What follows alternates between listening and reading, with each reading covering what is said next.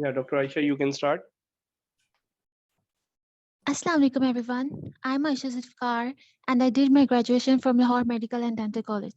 Today our topic of the class is biostatistics, which will be presented by Dr. Aisha Ayaz. She is a pharmacist, education enthusiast and researcher with PharmD and MPhil in pharmaceutical sciences. She has provided her services as a lecturer in Bakai Institute of Pharmaceutical Sciences. Thank you so much Dr. Aisha for giving us your precious time. It's over to you. Assalamu alaikum everyone, and thank you for joining today. So today I'm going to present the lecture on biostatistic, which all of you know is a very vital part of any kind of a study that is conducted, not only in the field of pharmacy, but everywhere you can find its application. You all know what a statistic is. It is the science which deals with collection, classification, and tabulation of numeral facts or the observations you have got, data, and then you will explain, describe, or compare as per your need. And what I was telling earlier, that you can find its application in every sphere of the life, especially the healthcare. You can find the trends of diseases, you can find survival rates, make predictions, you can find the effect of different interventions, risk assessment, incidence of disease, quality assurance, and whatnot. Like in any every aspect of healthcare, to introduce something new, to update something, you need to go through this statistical methods and procedures. In statistics, the most important things are the variables. Variables are the values or the observations actually which you are making, and on the basis of which you are actually describing your study parameters. Like, for example, we have age, gender, occupation, economic status, disease status. These all can be variable for our study. These are the observed values that may be considered outcomes of an experiment and whose values cannot be anticipated with certainty before the experiment is conducted. जब हम कोई भी experiment conduct कर रहे हैं उससे पहले हमें कुछ ना कुछ वेरिएबल्स डिसाइड करना पड़ते हैं on the basis of the study we are going to conduct. Most common example is, अगर हम आप देख रहे हैं कि ओबेसिटी पे कौन कौन से फैक्टर्स इफेक्ट करते हैं, किस वजह से ओबेसिटी कम या ज़्यादा हो सकती है, तो वो फैक्टर्स क्या होंगे, आपके वेरिएबल्स होंगे. उनकी बेसिस पर you will define your study on the obesity. Variables की बहुत सारी टाइप्स होती हैं. There can be discrete, they can be continuous. Discrete जैसे कि नाम से ही जाहिर है कि discrete means they are not in a continuous form. They are the values, whole numbers, and we are not taking consideration of the fraction numbers or the decimal points. So these are the variables that contain only the whole numbers or integer values. For example, number of members in the family. Number of members in the family will be, obviously it can be 1, 2, 3, 4, 5. They cannot be 1.5, 2.5, 3.5.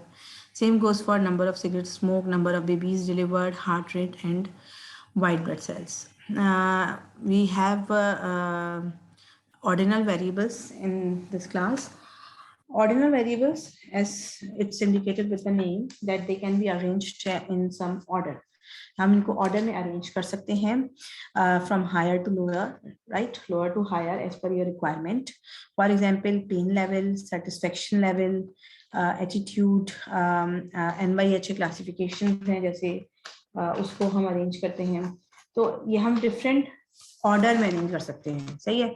यानी हम high से लो, लो से high पे जाएंगे. Pain level can be high, can be medium intensity pain. So, but we are actually arranging them on the basis of order. Then we have the nominal variables. First of all, they cannot be ranked or ordered. इनको हम order में नहीं करेंगे. सबसे बड़ी example है इसकी religion. Obviously, you cannot arrange them in order, right? Then we can also have the answer of the questions in yes or no. Nominal में एक तो ये कि हम ऑर्डर नहीं कर रहे, दूसरा ये कि mostly we are getting answers in yes और no. Are you Muslim? Yes और no. Your nationality, your blood group, right? So these are the two basic differences in these ordinal and nominal variables. These are the categorical variables. As you can see, we are dividing them in categories. Then we have the continuous variables. Continuous variables are those variables, as we have learned in discrete variables, that they are no decimal points, no fractions included. But in continuous variables, we are including the decimal points or the fractions. For example, height. Height can be 122 centimeter. It can be 121.5 centimeter. It can be 122.7 centimeter. Same goes for BMI, serum creatinine और LDL. यानी आप दो values के बीच की values ले रहे हैं, ठीक है? 1 और 2 के दरमियान, 2 और 3 के दरमियान, 4 और 5 के दरमियान, राइट? अच्छा, इसी में हम जो है consider करते हैं interval and ratio. These are also the kind of variables. How they are different. There is a significant and consistent change between the units arranged in a specific order. Interval में क्या हो रहा है कि you can see a consistent change, सही, और with no absolute zero. Means ये कि ये values जो हैं वो 0 से नीचे जा सकती हैं, यानी माइनस में जा सकती हैं. एग्जाम्पल है, आपके पास फ़ारेनहाइट स्केल है, सेल्सियस का स्केल है, कि इनकी वैल्यूज प्लस माइनस दोनों में हो सकती हैं. लेकिन रेशियो क्या है? एक तो रेशियो में ये होता है कि आपके पास वैल्यूज जो हैं वो 0 से नीचे नहीं जाती हैं, सही. आपकी वैल्यूज 0 उससे अबव है, like in kelvin degree. And जो है रेशियो में आप नॉर्मली जो है वो कोई ऑर्डर में अरेंज नहीं कर रहे होते, वो सिंपल एक आपको रेशियो दे रहा होता है चीज़ों के दरमियान. अच्छा, उसके अलावा ये है कि रेशियो जो है वो आपको हेल्प करता है ऑब्वियसली रिलेटिव स्टडीज में भी. And then we have we can also divide variables as qualitative and quantitative variables. Qualitative means जो कि क्वालिटी बता रहे हैं, like nominal and ordinal variables. अच्छा, nominal, ordinal और discrete is can also be qualitative and it can also be quantitative. Like for example, आपने अभी पीछे देखा कि discrete में number of members in the family है, ठीक है? अब आप उसको count कर रहे हैं, ठीक? तो that can be quantity also, ठीक? और it can be quality also on the basis कि अगर हम कहें कि हम उनको ऑर्डर्स में अरेंज कर दें, लाइक नेशनलिटी, जेंडर, सही, तो ये भी डिस्क्रीट की टाइप में ही आ जाते हैं. तो discrete can be quantitative also और qualitative also. And like we have continuous, it's quantitative. इसमें तो खैर कोई दो चीजें हैं ही नहीं. Now you can see some of the numerical variables. Means numerical variables shown as numbers, like income है, एज है, हाइट है, वेट है, HDL है, हार्ट रेट है, शू साइज है. तो अगर चैट बॉक्स में कोई बता सके कि इनमें से कौन कौन से जो हैं वो डिस्क्रीट हैं, कौन से कंटिन्यूस हैं. फॉर एग्जांपल एज क्या है? Can I see if someone is responding? कोशिश करें मालूम करने की कि एज को आप क्या ले सकते हैं. एज है, हाइट है आपकी, सही है. तो I would like to see the answers in the chat box, और अगर नहीं आ रहा है समझ में तो फिर we can discuss it further.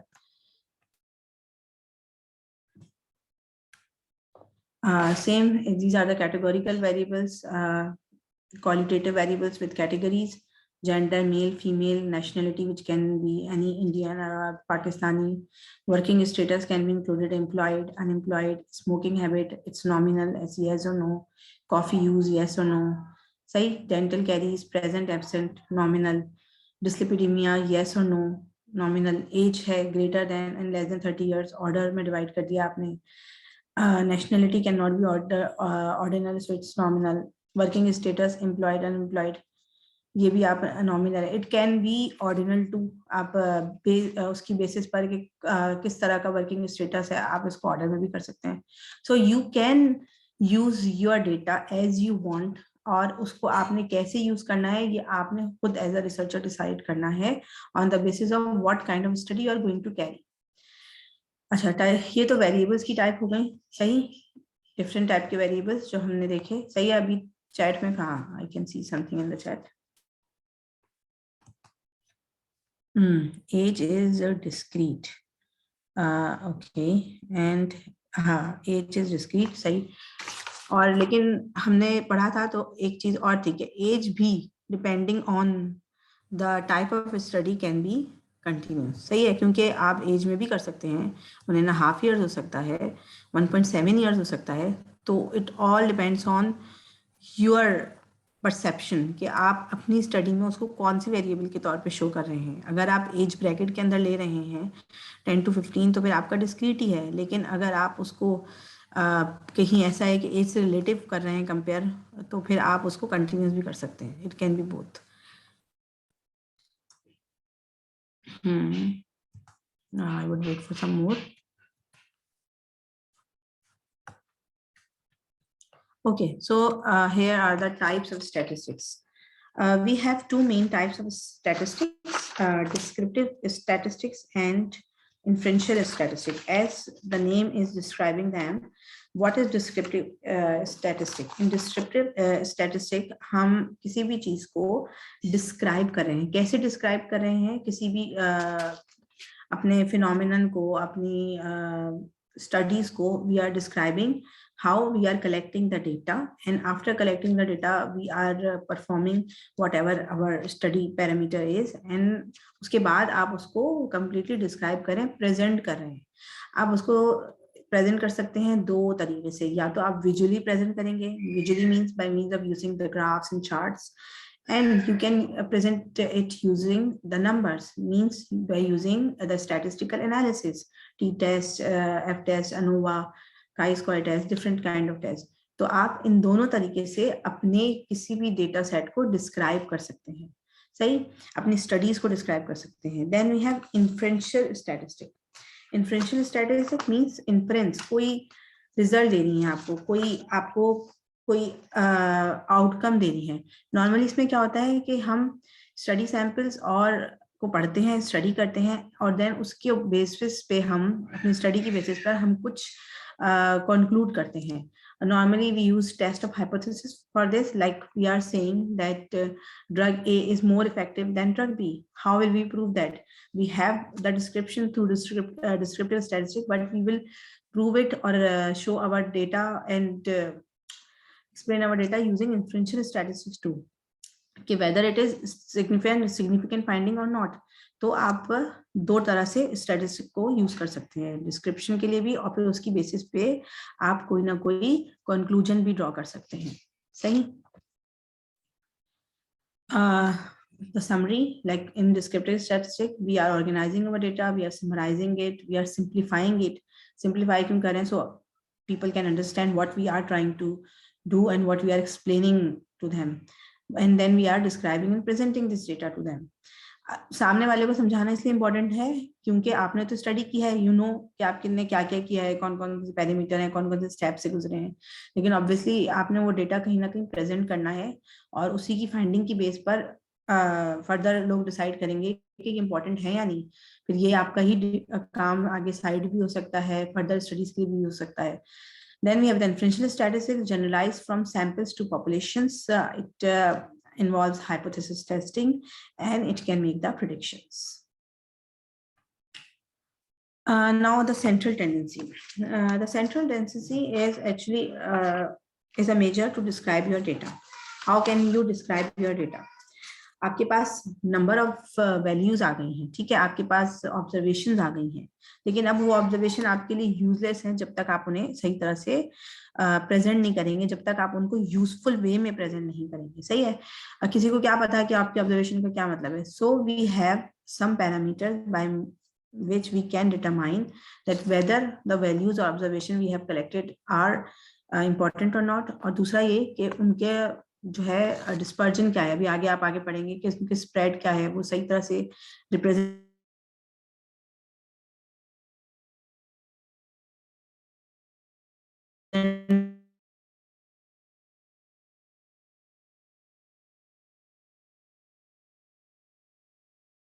कर रही हैं आपकी ऑब्वियसली कोई भी पूरी 1000 आपने सैंपल दिए हैं तो उससे नहीं चेक करेगा. Obviously they need a single value to represent your data.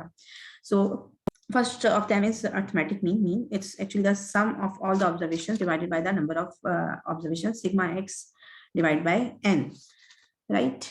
And mean जो है वो ज्यादातर continuous और normally distributed data के लिए यूज होता है. Continuous आप पढ़ चुके हैं, ठीक है. Normally क्या है वो आगे और अच्छी तरह से एक्सप्लेन होगा तो आपको समझ में आएगा कि what is actually the normally distributed data.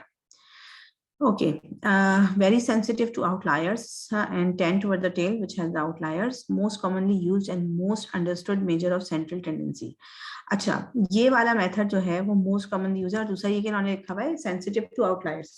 What do you know about the outliers? Outliers वो एक्सट्रीम वैल्यूज होती हैं. आपने डेटा कलेक्ट किया, फॉर एग्जांपल आपके पास वैल्यूज आ रही हैं 10, 20, 30, 40, 50, लेकिन all of a sudden you got a value that is 100.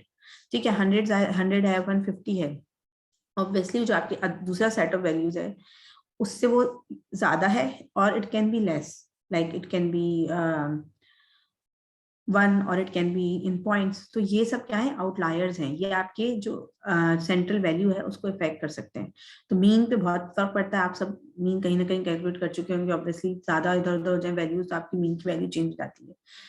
तो अब हम आगे और मेजर भी देखेंगे जो कि आउटलायर्स के साथ आप यूज कर सकते हैं. मीन में क्या इंपॉर्टेंट चीज है? It is generally use for continuous and normally distributed data. Then we have median. It's the middle value in the list of numbers which are arranged in ascending or descending order. अभी जैसे हमने कहा example ली कि हमारे पास values आई हैं for example 10, 20, 30, 40, 50, 60 करके. तो आप उसको रैंडम वैल्यूज हैं, ठीक है. Obviously when you are collecting data they can not be automatically arrange, you have to arrange them. So you can arrange them in ascending, यानी ऊपर से नीचे जाते हुए, नीचे से ऊपर जाते हुए आप अरेंज कर सकते हैं. और फिर आप उसमें से मिडिल वैल्यू ले लेते हैं, ठीक है. अगर हमारे पास नंबर ऑफ ऑब्जर्वेशंस इवेंट्स हैं लाइक 8, 10, 14, 12, तो हम क्या करेंगे? 2 मिडिल वैल्यूज का मीन लेंगे. और अगर हमारे पास ऑड वैल्यूज हैं ऑब्वियसली तो उसकी सेंटर वैल्यू खुद ब खुद जो है वो आपके पास मीडियन शो कर देगी. अच्छा, जब हम 50 यानी आप क्या कह रहे हैं, मिडिल ले रहे हैं ना, 50th वो ले रहे हैं, तो it can also call 50th percentile. 50th percentile हम जरा आगे जाके और अच्छे एक्सप्लेन करेंगे तो आपको समझ में आएगा. It can be use for ordinal और continuous data and specially good for skewed populations, not sensitive to outliers. यानी अगर जहाँ पे आउटलायर्स ज्यादा हो सो या तो आप आउटलायर्स ओमिट कर सकते हैं या फिर आप मीडियन यूज कर सकते हैं. अच्छा, इसमें एक और नई टर्म आ रही है स्क्यूड पॉपुलेशंस. वो भी हम आगे पढ़ेंगे. स्क्यूड पॉपुलेशंस थोड़ा सा यहाँ पे बता देती हूँ कि एक हमने कहा नॉर्मली डिस्ट्रीब्यूटेड पॉपुलेशंस है. नॉर्मली डिस्ट्रीब्यूटेड से हमें समझ में आ रहा है कि obviously the everything is normal. You can say that it's 50-50 on both sides. While in skewed populations, the things will be a little different. It can move towards one side. अभी आगे हम चार्ट से बताएंगे. Then we have the mode. For ungrouped data, mode is the most frequently occurring value in the given list.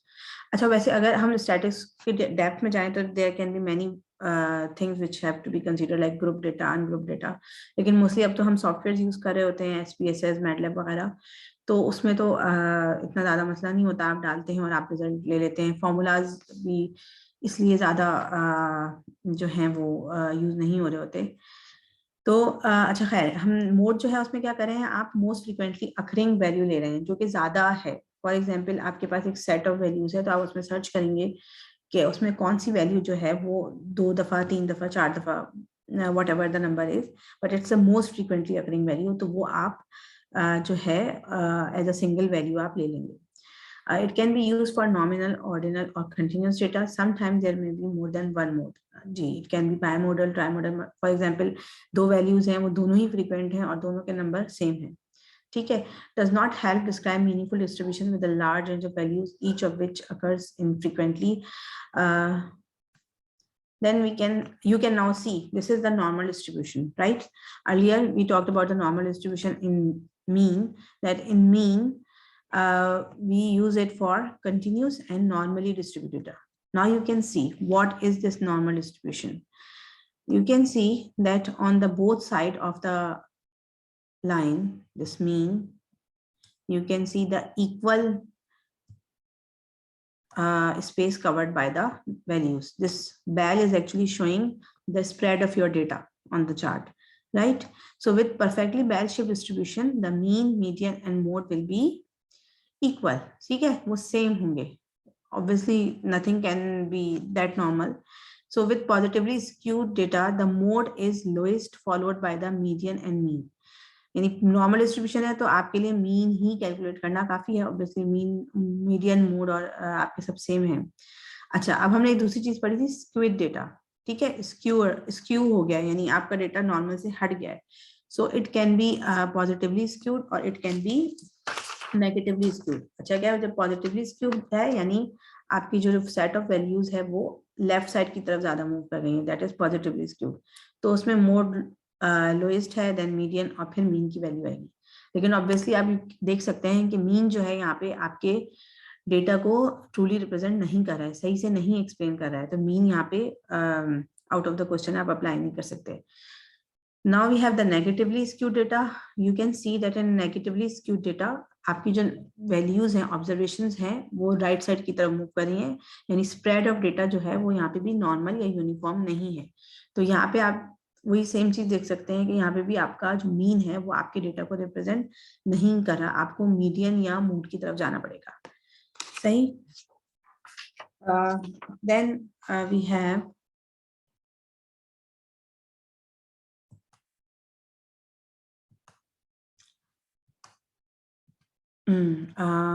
there is an example.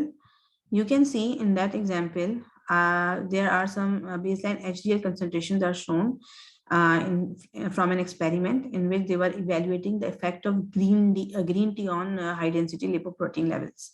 ठीक है, इसमें आप देख सकते हैं कि रैंडम वैल्यूज हैं. सही. 64, 60, 68, 65, 59. ठीक है, अब आप इसमें आप देखें तो आपकी कोई आउटलायर वैल्यू नहीं है. सही है. एक दफा गौर से देखें सारी वैल्यूज, कोई ऐसी वैल्यू है या नहीं जो कि बिल्कुल आउट जा रही हो. I can see 87. It seems a little bit odd as compared to the other values. तो हम मीन लेके चेक करेंगे कि इससे हमारे मीन पे कितना इफेक्ट आ रहा है. ठीक है. और दूसरा क्या है, मीडियन. मीडियन आप आराम से कैलकुलेट कर सकते हैं. What can you do, you have to arrange either descending और ascending and then you can calculate the middle value. Mode, इसमें मोस्टली अकरिंग जो वैल्यू है, जो सबसे ज्यादा नजर आ रही हो, वो आपका मोड होगा. तो जरा जल्दी से कोई चैट बॉक्स में बताएगा कि इसमें मोड क्या है. It's the easiest thing to calculate right now.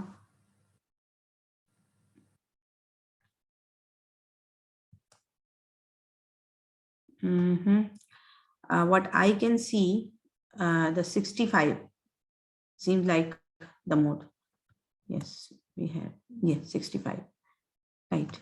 तो आप इसी तरह इसी में आप मीन, मीडियन, मोड कर सकते हैं. रेंज और स्टैंडर्ड डेविएशन भी आप इसी टेबल के साथ कैलकुलेट कर सकते हैं. वो हमारा नेक्स्ट उस पे है. रेंज तो नाम से ही जाहिर है कि रेंज क्या है एक्चुअली, लार्जेस्ट से स्मॉलेस्ट वैल्यू के दरमियान का डिफरेंस. अच्छा, अभी हमने जब हम टाइप्स देख रहे थे कि there are two types of the statistic, descriptive statistics and inferential. तो डिस्क्रिप्टिव में हमने कहा था कि it can be represented by two methods. It can be represented visually by graphical representation by using different kinds of graph, or it can be represented using the numbers or the statistical test. तो आप जब visual method use कर रहे होते हैं, graphical method use कर रहे होते हैं, तो आप टेबल्स यूज कर सकते हैं, फ्रीक्वेंसी डिस्ट्रीब्यूशन टेबल्स, चार्ट्स. आप हिस्टोग्राम यूज कर सकते हैं, स्कैटर प्लॉट यूज कर सकते हैं, box plot, pie chart, there are many of these. So आपने अपनी स्टडी की बेस पे डिसाइड करना है कि आपको कौन सा वाला ग्राफ या कौन सा वाला प्लॉट यूज करना है, क्योंकि हर प्लॉट की ना different, I hope you have that background कि हर प्लॉट की डिफरेंट रिप्रेजेंटेशन होती है. अच्छा, फिर उसके बाद है हमारे पास, अब हमने एक चीज सबसे पहले कर ली, मीन, मीडियन, मोड. वो क्या बता रहे थे हमें कि जो हमारा डेटा है उसको हम एक सिंगल वैल्यू के थ्रू कैसे रिप्रेजेंट कर सकते हैं. अब हमने वो वैल्यू तो मालूम कर ली. अब हमें ये मालूम करना है कि जो हमारा डेटा है, हमारी जो वैल्यूज ऑब्जर्वेशन हैं, क्या वो हमारे जो भी हमने रीडिंग्स कलेक्ट की हैं और हमारा जो मीन है वो उसको रिप्रेजेंट कर रहा है या नहीं सही से, ठीक है। तो हमें उस डेटा स्प्रेड और डिस्पर्जन को मेजर करना है कि आखिर कितनी वेरिएबिलिटी, कितनी डिस्पर्जन और कितना स्प्रेड हो सकता है। तो उसके लिए हमारे पास मेथड्स हैं। We can calculate it using range, ठीक है। It's the difference between the maximum minimum value in a group of data. और रेंज जो है वो भी ऑब्वियसली बात है, वही वाली बात आ गई मीन वाली कि बहुत हाई बहुत लो वैल्यू होंगी, उससे ऑब्वियसली वो डिफरेंट होगा, ठीक है। तो outliers are important in this, ठीक। अच्छा, उसके अलावा हमारे पास है most important one is standard deviation. ये आपकी टोटल वेरिएशन देता है आपके मीन में, and it is the most common measure use to describe the spread of data. क्यों कर रहा होता है, अगर याद हो आपको, स्टैंडर्ड डेविएशन में हम यूज़ कर रहे होते हैं आपकी इंडिविजुअल वैल्यूज़, आपकी मीन वैल्यूज़ और नंबर ऑफ वैल्यूज़, ठीक है। जो पुराना वाला चार्ट था, टेबल जो था, उसमें आप देख सकते हैं आपकी इंडिविजुअल वैल्यूज़ क्या है, 64, 54, 59, 60 ऑनवर्ड्स, राइट। और उसका मीन सही है, आप निकाल सकते हैं। आप सबको ऐड करेंगे, divide by total number of observation करेंगे, सही, तो आपका मीन आ जाएगा। तो आप उसमें स्टैंडर्ड डेविएशन में आप इंडिविजुअल वैल्यू, मीन और नंबर ऑफ ऑब्जर्वेशन तीनों यूज करेंगे और उसका लेंगे अंडर रूट, उसका स्क्वायर रूट लेंगे, सॉरी। तो जब वो स्क्वायर रूट लेंगे तो आपके पास एक पूरे डेटा की रिप्रेजेंटेटिव वैल्यू आ जाएगी, क्योंकि आप एक एक फैक्टर को उसमें इन्वॉल्व कर रहे हैं, ठीक है। It's actually the square root of the variance. Variance same चीज है, बस ये कि स्टैंडर्ड डेविएशन में आप उसका स्क्वायर रूट ले लेते हैं, वही individual values minus x bar divide by n, उसमें आपको उसका स्क्वायर रूट ले लेंगे तो वो स्टैंडर्ड डेविएशन हो जाएगी, without square root it's variance, ठीक। It involves measuring the distance of each observation from the mean, कि आपकी जो डिस्टेंस है आपकी ऑब्जर्वेशंस का मीन से क्या है। आपने देखा ना, ये नॉर्मल डिस्ट्रीब्यूशन वाला ग्राफ था, अब ये मीन की वैल्यू आपकी सेंटर में है, तो ऑब्वियसली आपका डेटा एक लिमिट तक ही स्प्रेड हो सकता है, ठीक है। वो आपने डेटा स्प्रेड स्टैंडर्ड डेविएशन और रेंज से मालूम करना है। Appropriately applied only to continuous data that are normally or near normally distributed or that can be transformed to be normally distributed. ठीक है, for this transformation sometimes we don't have normal distributed data, no, but now in softwares we have the methods by which we can convert our data from not normal to normally distributed data, ठीक है। अच्छा, इसके भी कुछ rules हैं कि obviously बात है, आप जब डेटा स्प्रेड चेक कर रहे हैं, ठीक है, तो आपको डेटा स्प्रेड किसी रेंज में चाहिए होगा। अगर एक स्पेसिफिक रेंज से ज्यादा डेटा फैला हुआ होगा, वैल्यूज आपकी ऑब्जर्वेशंस होंगी, तो वो फिर कोई इम्पैक्टफुल रिजल्ट आपको नहीं दे सकेंगी, सही। तो आपको with in the limit, with in the range चाहिए वो। तो उसके लिए हमारे पास कुछ हमने पैरामीटर्स ऐसे सेट किए, लाइक फॉर एग्जांपल कि अगर आपकी स्टैंडर्ड डेविएशन +-1 मीन है, यानी इतना डिफरेंस आ रहा है आपके मीन से आपकी वैल्यूज का दूसरी वैल्यूज का, तो इसका मतलब क्या होगा कि 68% जो सैंपल वैल्यूज हैं वो आपकी मीन के आसपास मौजूद हैं। इसी तरह अगर जो डिफरेंस आ रहा है +-2 स्टैंडर्ड डेविएशन का, तो इसका मतलब है 95% डेटा आपका स्प्रेड हुआ हुआ है। इसी तरह +-3 आ रहा है, तो इसका मतलब है 99% are found within the range of the mean, ठीक है, मीन के करीब है। तो ये जो है आपको हेल्प करता है कि आप आखिर में डिटरमाइन कर सकें कि आपका जो भी डेटा आपने कलेक्ट किया है वो कितना रिलायबल है, और वो जो आपको डेटा दे रहा है, जो ऑब्जर्वेशन जो आपको प्रोवाइड कर रही है इन्फॉर्मेशन, वो ऑथेंटिक है या नहीं, on the basis of the spread, ठीक है। वो आपकी रिलायबिलिटी को बढ़ा देता है। फिर we have coefficient of variation, ठीक है। It is the relative measure of dispersion, give percentage variation in the mean. It's the same thing, but we are actually calculating it in the percentage, ठीक है। SD divide by mean into 100, वो standard deviation निकाल के mean से divide करके आप उसको percentage में दे रहे हैं। अगेन ये आप पे डिपेंड करता है कि आप कितने पैरामीटर्स अपनी स्टडी में ऐड कर रहे हैं। जितने ज़्यादा होंगे उतनी ज़्यादा आपकी स्टडी जो है वो इम्पैक्टफुल होगी, कंसीडरेबल होगी, ठीक है। यानी आप अगर ये बता रहे हैं कि आपका डेटा इन पैरामीटर्स पे पूरा होता रहा है, तो it's means good. Then percentile. अच्छा, परसेंटाइल है तो उसके साथ साथ याद है हमने 50th परसेंटाइल का जिक्र भी हुआ था, तो now will explain this in this portion. अच्छा, it is the point value distribution in which a value is larger than given percentage of the other values in the sample. For example हम सबने medical test तो almost सबने दिया हुआ है, उसमें भी हम परसेंटाइल कैलकुलेट करते थे कि 100% यानी शोइंग के 100 लोगों ने आपके जितने भी नंबर ऑफ पीपल है उन्होंने दिया है सही, उसमें से 90 परसेंटाइल अगर किसी की आई है तो ऑब्वियसली इट्स कंसीडर गुड।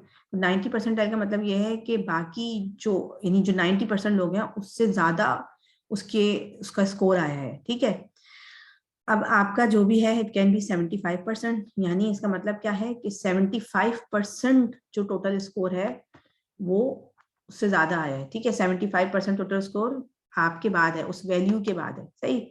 इसी तरह 58 परसेंटाइल क्या बता रहा है कि ये मिडिल वैल्यू बता रहा है कि यहाँ पे आपकी जो पॉपुलेशन है उसका 58% जो है ना वो आपको शो हो रहा है, ठीक है। अच्छा, इसमें क्या है, इसमें हम इसको इंटर क्वार्टाइल रेंज से भी डिस्क्राइब करते हैं, यानी obviously you can make the quarters and you can find that the values which are between 25 to 75th percentile वो आपको डेटा को ज्यादा अच्छी तरह रिप्रेजेंट कर रही है, ठीक है। तो this is called inter quartile range, और इसी में से आप ऑब्वियसली आसानी से 58th परसेंटाइल भी निकाल सकते हैं, सही।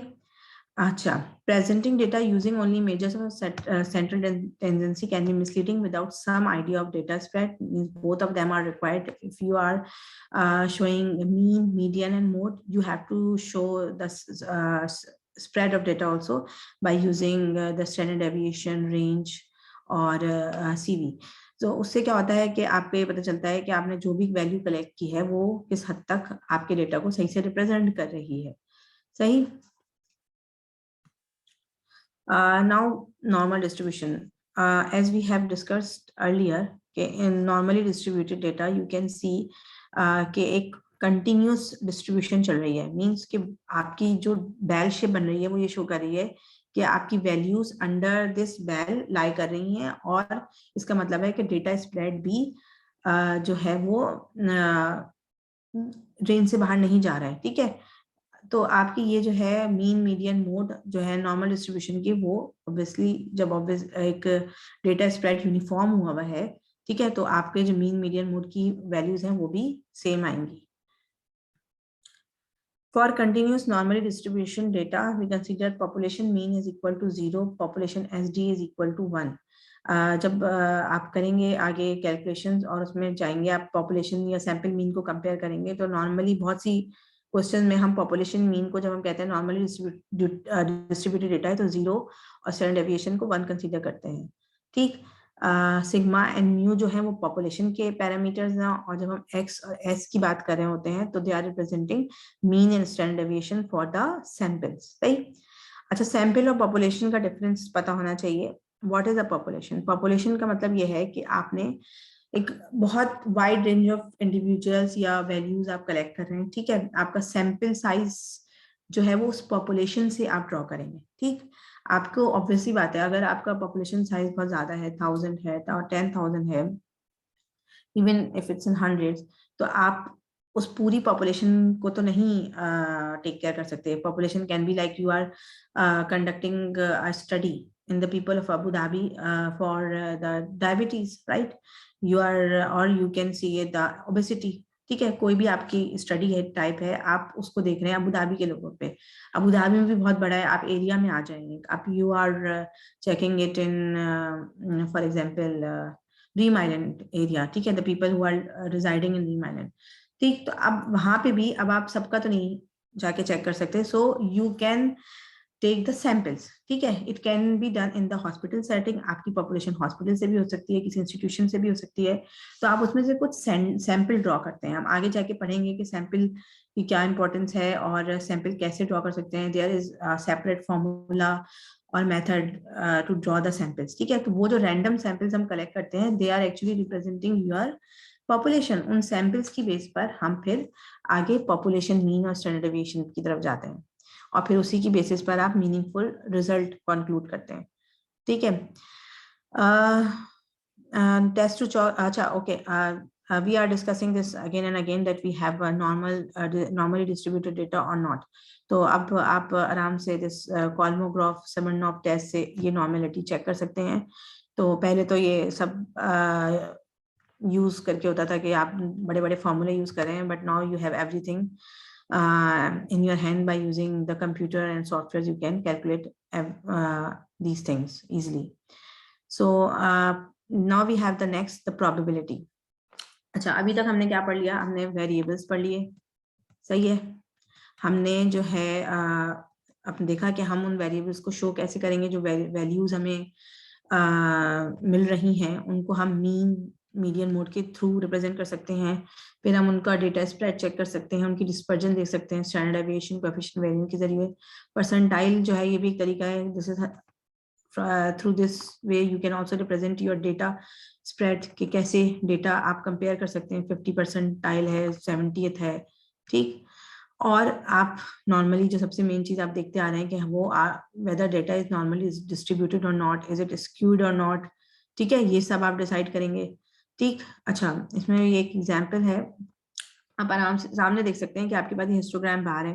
देखिए हिस्टोग्राम बार क्या शो कर रहे हैं कि इस पर्टिकुलर एज में आपकी क्या फ्रीक्वेंसी आ रही है, ठीक है। For example it can be anything like the number of people obese in a setting, ठीक है। 0 to 10 ईयर्स में वो कितने हैं? 5 हैं। 10 to 20 में 10 है, ठीक है। तो हर एज ग्रुप में जो फ्रीक्वेंसी डिस्ट्रीब्यूशन है वो आप देख सकते हैं डिफरेंट है।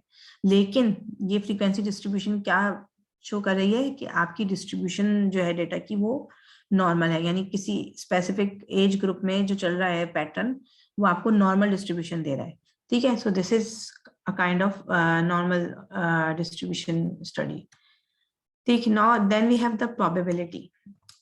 Probability, as it's indicated by the name, it is the chance of occurrence of an event, then how many times an event can occur.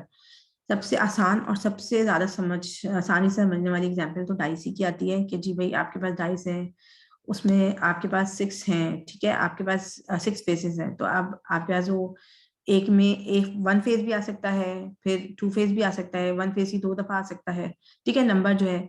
तो आप उसकी बेसिस पे मालूम कर सकते हैं कि कितनी दफा एक इवेंट अकर हो सकता है। 2 दफा हो सकता है, 3 दफा हो सकता है, ठीक है, 4 दफा हो सकता है, 6 दफा हो सकता है, ठीक है। It's numerical measure of chance of an event and that probability that an event will occur is expressed as number between 0 and 1, ठीक है। 0 और 1 के दरमियान नॉर्मली शो होती है प्रोबेबिलिटी।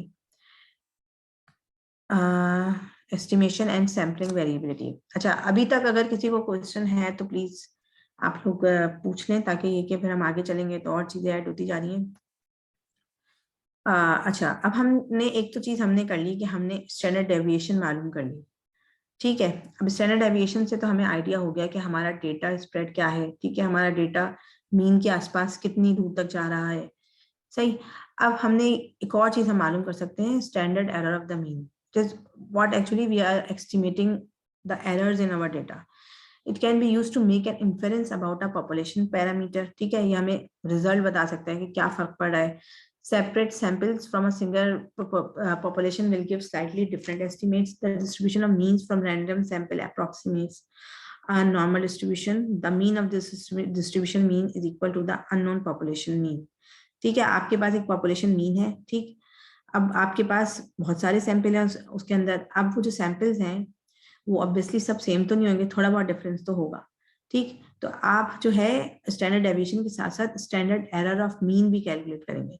आपने तो स्टैंडर्ड डेविएशन ऑफ निकाल लिया, मीन निकाल लिया, लेकिन उसमें कोई ना कोई एरर हो सकता है। तो अपनी स्टडी को और मीनिंगफुल बनाने के लिए उसको, यानी उसकी जो इन्फेरेंस आप निकाल रहे हैं, जो उसका रिजल्ट निकाल रहे हैं, उसको वैल्यूबल बनाने के लिए you must calculate standard error of the mean, ठीक है।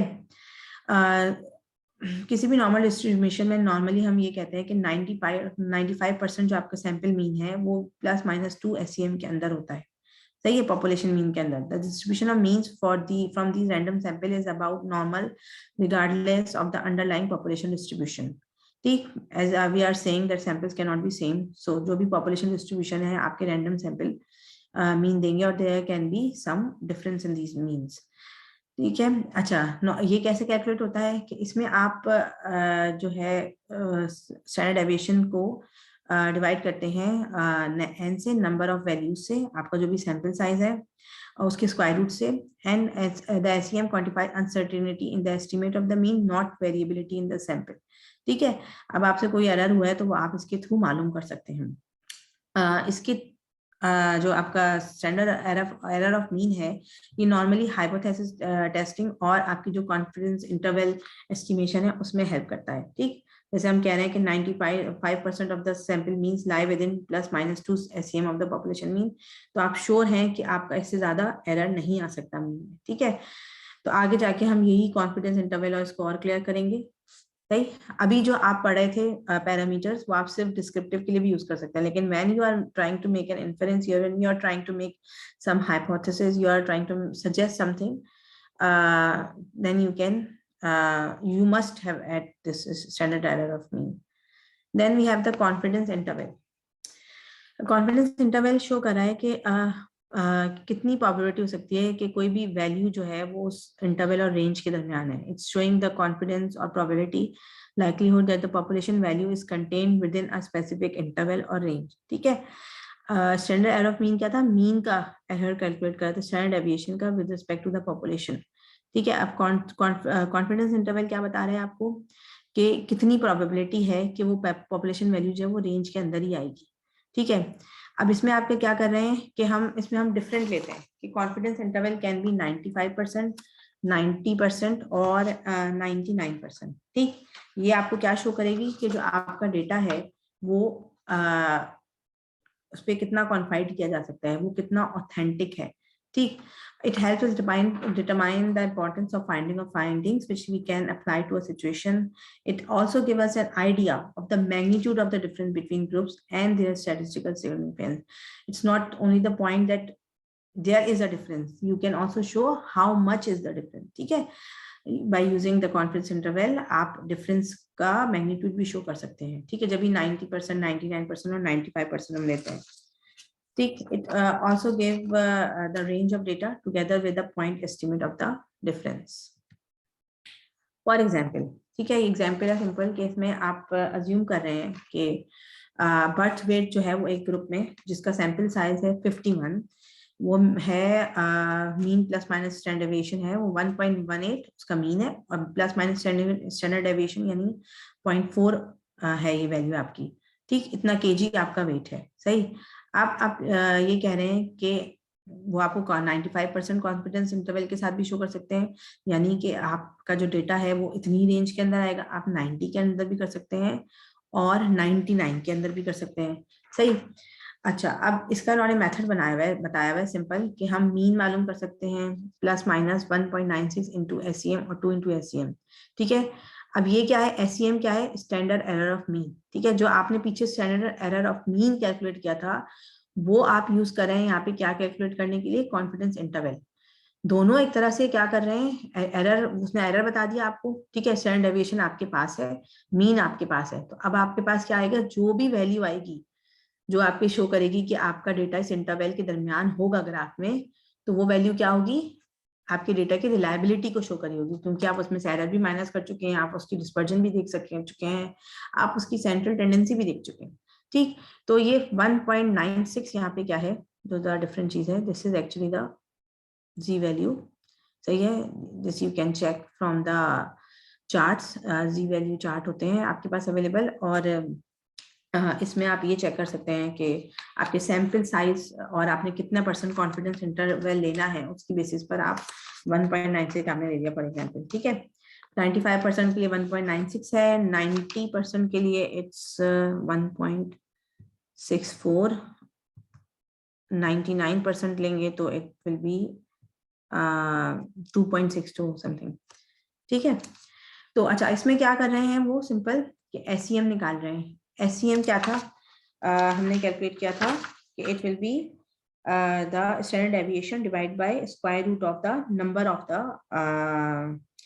ऑब्जर्वेशंस। आपकी नंबर ऑफ ऑब्जर्वेशंस कितनी है, 51। ठीक, अच्छा, I hope you guys have calculator with you, तो ये बहुत इजी सी चीज है, ये आप लोग चाहें तो फौरन कैलकुलेट कर सकते हैं। ठीक, स्क्वायर रूट आपकी ऑब्जर्वेशन का क्या आएगा वो निकालिए प्लीज, अगर है कैलकुलेटर आप लोग पास, फोन तो होगा ही जरूरी, और उसके साथ क्या है, स्टैंडर्ड डेविएशन को आप उससे डिवाइड करेंगे। ठीक है, आई कैन सी समथिंग, जी जी, बार ग्राफ को कह सकते हैं। Yes I have, okay Abdul Rashid. अच्छा सही है, तो आपके पास SEM की वैल्यू जो भी आ रही है, मेरे पास आ रही है 0.05, ठीक है।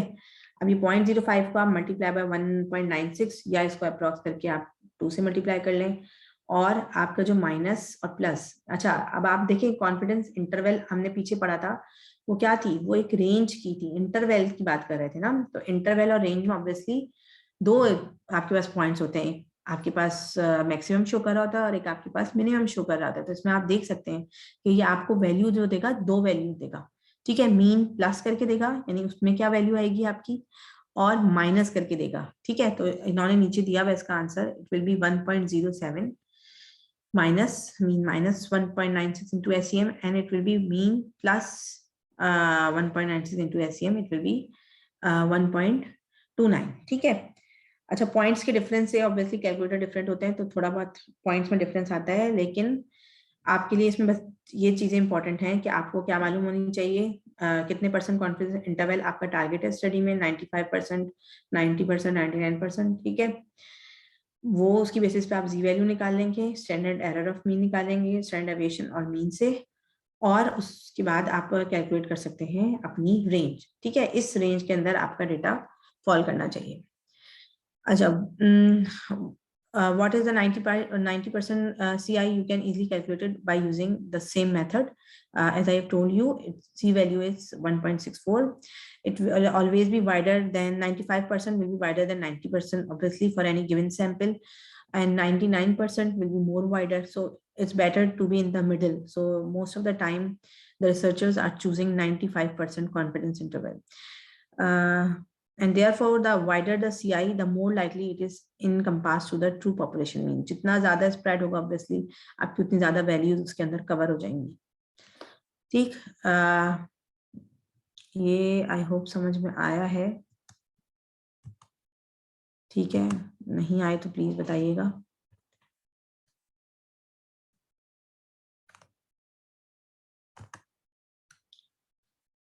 अच्छा अच्छा, सीआई में कॉन्फिडेंस इंटरवल में एक चीज बहुत इंपॉर्टेंट होती है। हमने यहाँ पे कहा कि we are getting a range, ठीक है, we are getting an interval, सही। जैसे आपने ये देख सकते हैं आप, दिस इज 1.07 एंड 1.29, ठीक है। आपके पास रेंज आ गई, इसके दरमियान जो है बर्थ वेट फॉल करेगा, ठीक। लेकिन अगर इसके दरमियान जीरो आ जाए, ठीक है, कॉन्फिडेंस इंटरवल की रेंज के दरमियान जीरो आ जाए, मीन्स के माइनस से पॉजिटिव वैल्यू जा रही है, तो आपका जो डेटा है वो सिग्निफिकेंट नहीं कंसीडर होगा। Obviously the difference would be so large, इतना ज्यादा लार्ज डिफरेंस और डेटा स्प्रेड जो है वो रिलायबल नहीं होता। तो आपका जो डेटा है वो सिग्निफिकेंट कंसीडर नहीं होगा, आपका जो रिजल्ट होगा वो सिग्निफिकेंट नहीं होगा, ठीक है। अच्छा इसमें एक चीज और जिक्र है, पी वैल्यू। देखिए पी वैल्यू, अभी हम आगे जाएंगे तो आपको पता चलेगा, it's actually the, you can say the probability value, और it's actually depicting something else, we will learn later. तो फिर आपको ज्यादा सही से समझ में आएगा, क्योंकि बहुत सी चीजें ऐसी होती हैं कि ऑब्वियसली जब लिख रहे होते हैं तो साथ साथ आ जाती हैं, लेकिन स्टेप बाय स्टेप समझ में आए तो ज्यादा अच्छा है, ठीक। ये वाला पॉइंट हम फिर बाद में डिस्कस करेंगे दोबारा, तो आपको अच्छी तरह समझ में आएगा। अच्छा अब हमने क्या कर लिया, हमारे पास जो है कॉन्फिडेंस इंटरवल आ गया, ठीक है। अब आपकी पूरी की स्टडी डिजाइन हो रही है, सही, उसका आपने कॉन्फिडेंस इंटरवल निकाल लिया। अब आपने जो है सोचा कि आप हाइपोथेसिस टेस्टिंग करना चाहते हैं, ठीक। अब आप कुछ इन्फ्रेंस जनरेट करना चाहते हैं, आप कुछ प्रोडक्शन करना चाहते हैं, या आप अपने रिजल्ट्स जो है मीनिंगफुल रिजल्ट्स वो शो करना चाहते हैं, तो you can show using the hypothesis testing, सही। अब हाइपोथेसिस टेस्टिंग क्या है कि यू हैव सम स्टेटमेंट और you have some plan, you can say you have some research question, ठीक है, और उसको आप बता रहे हैं कि वेदर इट्स सिग्निफिकेंट और नॉट, और किसकी बेसिस पर, ऑब्वियसली जो भी आपके पैरामीटर्स है, ठीक है। तो आप उसकी बेसिस पर बताएंगे कि आपकी जो भी प्रोडिक्शन है वो क्या है, सही है या नहीं है। एग्जाम्पल क्या है, फॉर एग्जाम्पल कि आपके पास ड्रग ए है, वो इफेक्टिव है ड्रग बी से ज्यादा, ठीक है। क्या रिड्यूस करी है, HbA1c लेवल रिड्यूस करी है अमंग द डायबिटिक पेशेंट्स, ठीक है। तो ये आपका क्या है, स्टेटमेंट है। अब आपको क्या करना है, you have to check this through the test, statistical test, clinical test, सही है, उसके थ्रू आपने इस स्टेटमेंट को या तो एक्सेप्ट करना है या रिजेक्ट करना है, ठीक है। ये आपके डेटा पे और आपके प्लान पे, रिसर्च प्लान पे डिपेंड करता है। Same example is that sample 1 and 2 are from the same population. आपके पास 2 सैंपल हैं, वो सेम पॉपुलेशन से हैं, यानी उनका कोई पैरामीटर इन्वॉल्व है। फॉर एग्जांपल आप एक ही पॉपुलेशन में 2 पैरामीटर्स चेक कर रहे हैं, ठीक है, कि एक ही पॉपुलेशन में एज से क्या डिफरेंस आ रहा है, एक ही पॉपुलेशन में हाइट से क्या डिफरेंस आ रहा है, वेट से क्या डिफरेंस आ रहा है। फॉर एग्जांपल हाइपरटेंसिव पेशेंट हैं, उनमें आप चेक कर सकते हैं, ठीक है, कि फिजिकल एक्टिविटी, डाइट, उससे क्या डिफरेंस आ रहा है, और डिफरेंस आ भी रहा है या नहीं आ रहा है, ठीक है। ये सब आप अपनी हाइपोथेसिस टेस्टिंग में चेक करते हैं। You will draw some hypothesis, you will give some statement question, and then you will prove that whether it's significant or not, ठीक है। अच्छा, इसमें 2 टाइप होती हैं, null hypothesis and we have the alternate hypothesis. null is H naught, ठीक है। null क्या show कर रहा होता है, as you can guess it from the name, that there is no difference between the group being compared. Treatment A will be equal to the treatment B, ठीक है, there is no difference. You can write in many ways, like mean BMI of first population is equal to mean BMI of the second population, or we can say distribution of BMI is same among 2 population and there is no difference in mean BMI among 2 population, or proportion of obesity is same across Asians and Arabs. अच्छा, ये सब different तरीके से show करने का मतलब ये है कि जब obviously आपके पास questions आएंगे, so it cannot be that simple. They can use different kind of wording, ठीक है, वो same बोल सकते हैं, उसको no difference बोल सकते हैं, और उसको proportion की तरह लिख सकते हैं, ठीक है। वो different variables use करेंगे तो different तरह से उस question को represent भी कर सकते हैं, सही। बट लेकिन क्या है null hypothesis, मेन चीज क्या है कि there is no difference between groups. Then we have the alternate hypothesis. In alternate, obviously it's alternate to the your null hypothesis. Null hypothesis suggesting there is no difference, but your alternate hypothesis will suggest that yes, there is some difference. अब वो difference मुख्तलिफ तरह का हो सकता है। अब ये भी कह सकते हैं कि it is not equal, or the difference is more, the difference is less, ठीक है, one is more beneficial than other, ठीक है, comparison हो सकता है। For example, mean BMI of the population is different from 24.5, यानी जो भी आपके पास एक सैंपल मीन था, और mean BMI of the population is not equal to greater than smaller than 24.5 sample mean. और mean BMI आप, अच्छा, एक तो ये होता है कि आप पॉपुलेशन 2 पॉपुलेशन को कंपेयर कर रहे हैं, एक ये भी कर सकते हैं कि आप जो सैंपल ड्रॉ किया है उसको पूरी पॉपुलेशन से कंपेयर करें, ठीक है। तो it depends on you what kind of study you are trying to do, what is your research question. अच्छा, mean BMI of first and second population is different, or mean BMI of first and second population is not equal, greater or less than distribution of BMI. It can be written in different ways, ठीक है। ये सब इसलिए आपकी understanding develop करने के लिए कि how you can present your null and alternate hypothesis, ठीक। अच्छा, distribution of BMI is not same among 2 population, proportion of obese people are different among Asians and Arabs, ठीक है। ये क्या बता रहा है कि आपके जो पैरामीटर्स हैं वो डिफरेंट है, आपका जो रिजल्ट है वो डिफरेंस शो कर रहा है, सही। अच्छा, इसमें भी अभी हो सकता है कि आपके टेस्ट जो है वो 1 टेल 2 टेल टेस्ट हो सकते हैं। 1 tail it can be left tail और राइट टेल। वो किस बेसिस पर है, आप देख सकते हैं कि मीन जो है it can B right mean 1 mean 2, और it can B population mean and population 2 means, या पॉपुलेशन मीन सैंपल मीन्स, ठीक है। जैसी भी आपकी स्टडी है, ठीक है, उसकी बेसिस पर आप सिंबल यूज करेंगे। तो ये कह रहा है कि अगर वो इक्वल है, नल हाइपोथेसिस आपका नल और ऑल्टरनेट हाइपोथेसिस HA या H1 क्या शो कर रहा है कि नहीं, जो मीन है आपका वो लेस देन है सैंपल मीन, तो आपका वो क्या है, लेफ्ट टेल पे शो कर रहा है। If it's greater than, so it mean it will be the right tail, ठीक है। और it can be 2 tail, means it's showing that they are not equal to each other, ठीक है। these are the different parameters you can use according to the type of study you are going to conduct, ठीक है। आप किससे comparison कर रहे हैं, या आप एक ही ग्रुप के अंदर डिफरेंट पैटर्न देख रहे हैं, सही, उसकी बेसिस पर आप डिसाइड करेंगे कि आपने कौन सा टाइप का टेस्ट यूज किया है। नॉर्मली जो हम यूज कर रहे होते हैं या जैसे एग्जाम वगैरह में आ रहे होते हैं तो वो 2 टेल टेस्ट को रिप्रेजेंट कर रहा होता है, अच्छा, the result of the hypothesis testing will indicate whether enough evidence exists for H naught to be rejected. For us, the important thing is the null hypothesis. अगर हम कोई रिसर्च स्टडी कंडक्ट कर रहे हैं तो आप ये देख रहे होते हैं कि आपका नल हाइपोथेसिस एक्सेप्ट हुआ है या रिजेक्ट हुआ है। ठीक है, ऑब्वियसली नल हाइपोथेसिस अगर एक्सेप्ट हुआ है इसका मतलब ये है कि कोई डिफरेंस नहीं है। ठीक, और अगर रिजेक्ट हुआ है इसका मतलब डिफरेंस है। अब वो डिफरेंस क्या है वो तो आप आगे बता सकते हैं। ठीक, अच्छा, इफ वही बात आ रही है कि if H naught is rejected, statistically significant difference between groups. If it is not rejected, it means there is no difference. Null hypothesis is accepted. There is no difference. अच्छा, अब यहाँ पे भी आप देख सकते हैं। अच्छा, हम रीजन में भी डिवाइड कर सकते हैं कि आपका ये जो बेल शेप है ये यहाँ पे आपकी कैसे हेल्प करी है नॉर्मल डिस्ट्रीब्यूशन या जो भी आप डिस्ट्रीब्यूशन फ्रीक्वेंसी डिस्ट्रीब्यूशन दिखा रहे हैं, चार्ट दिखा रहे हैं अपना। तो आप इसको कह सकते हैं कि जो इस रीजन में आ रहा है, यानी आपके पास एक सेंट्रल रीजन है। ठीक है, ऑब्वियसली आपने क्या कैलकुलेट किया है, आपने कैलकुलेट किया है कॉन्फिडेंस इंटरवल, सही है, और आपने कैलकुलेट किया है standard error of mean, standard deviation. वो क्या बता रही है, आपकी डेटा स्प्रेड बता रही है इस रीजन में, सही है।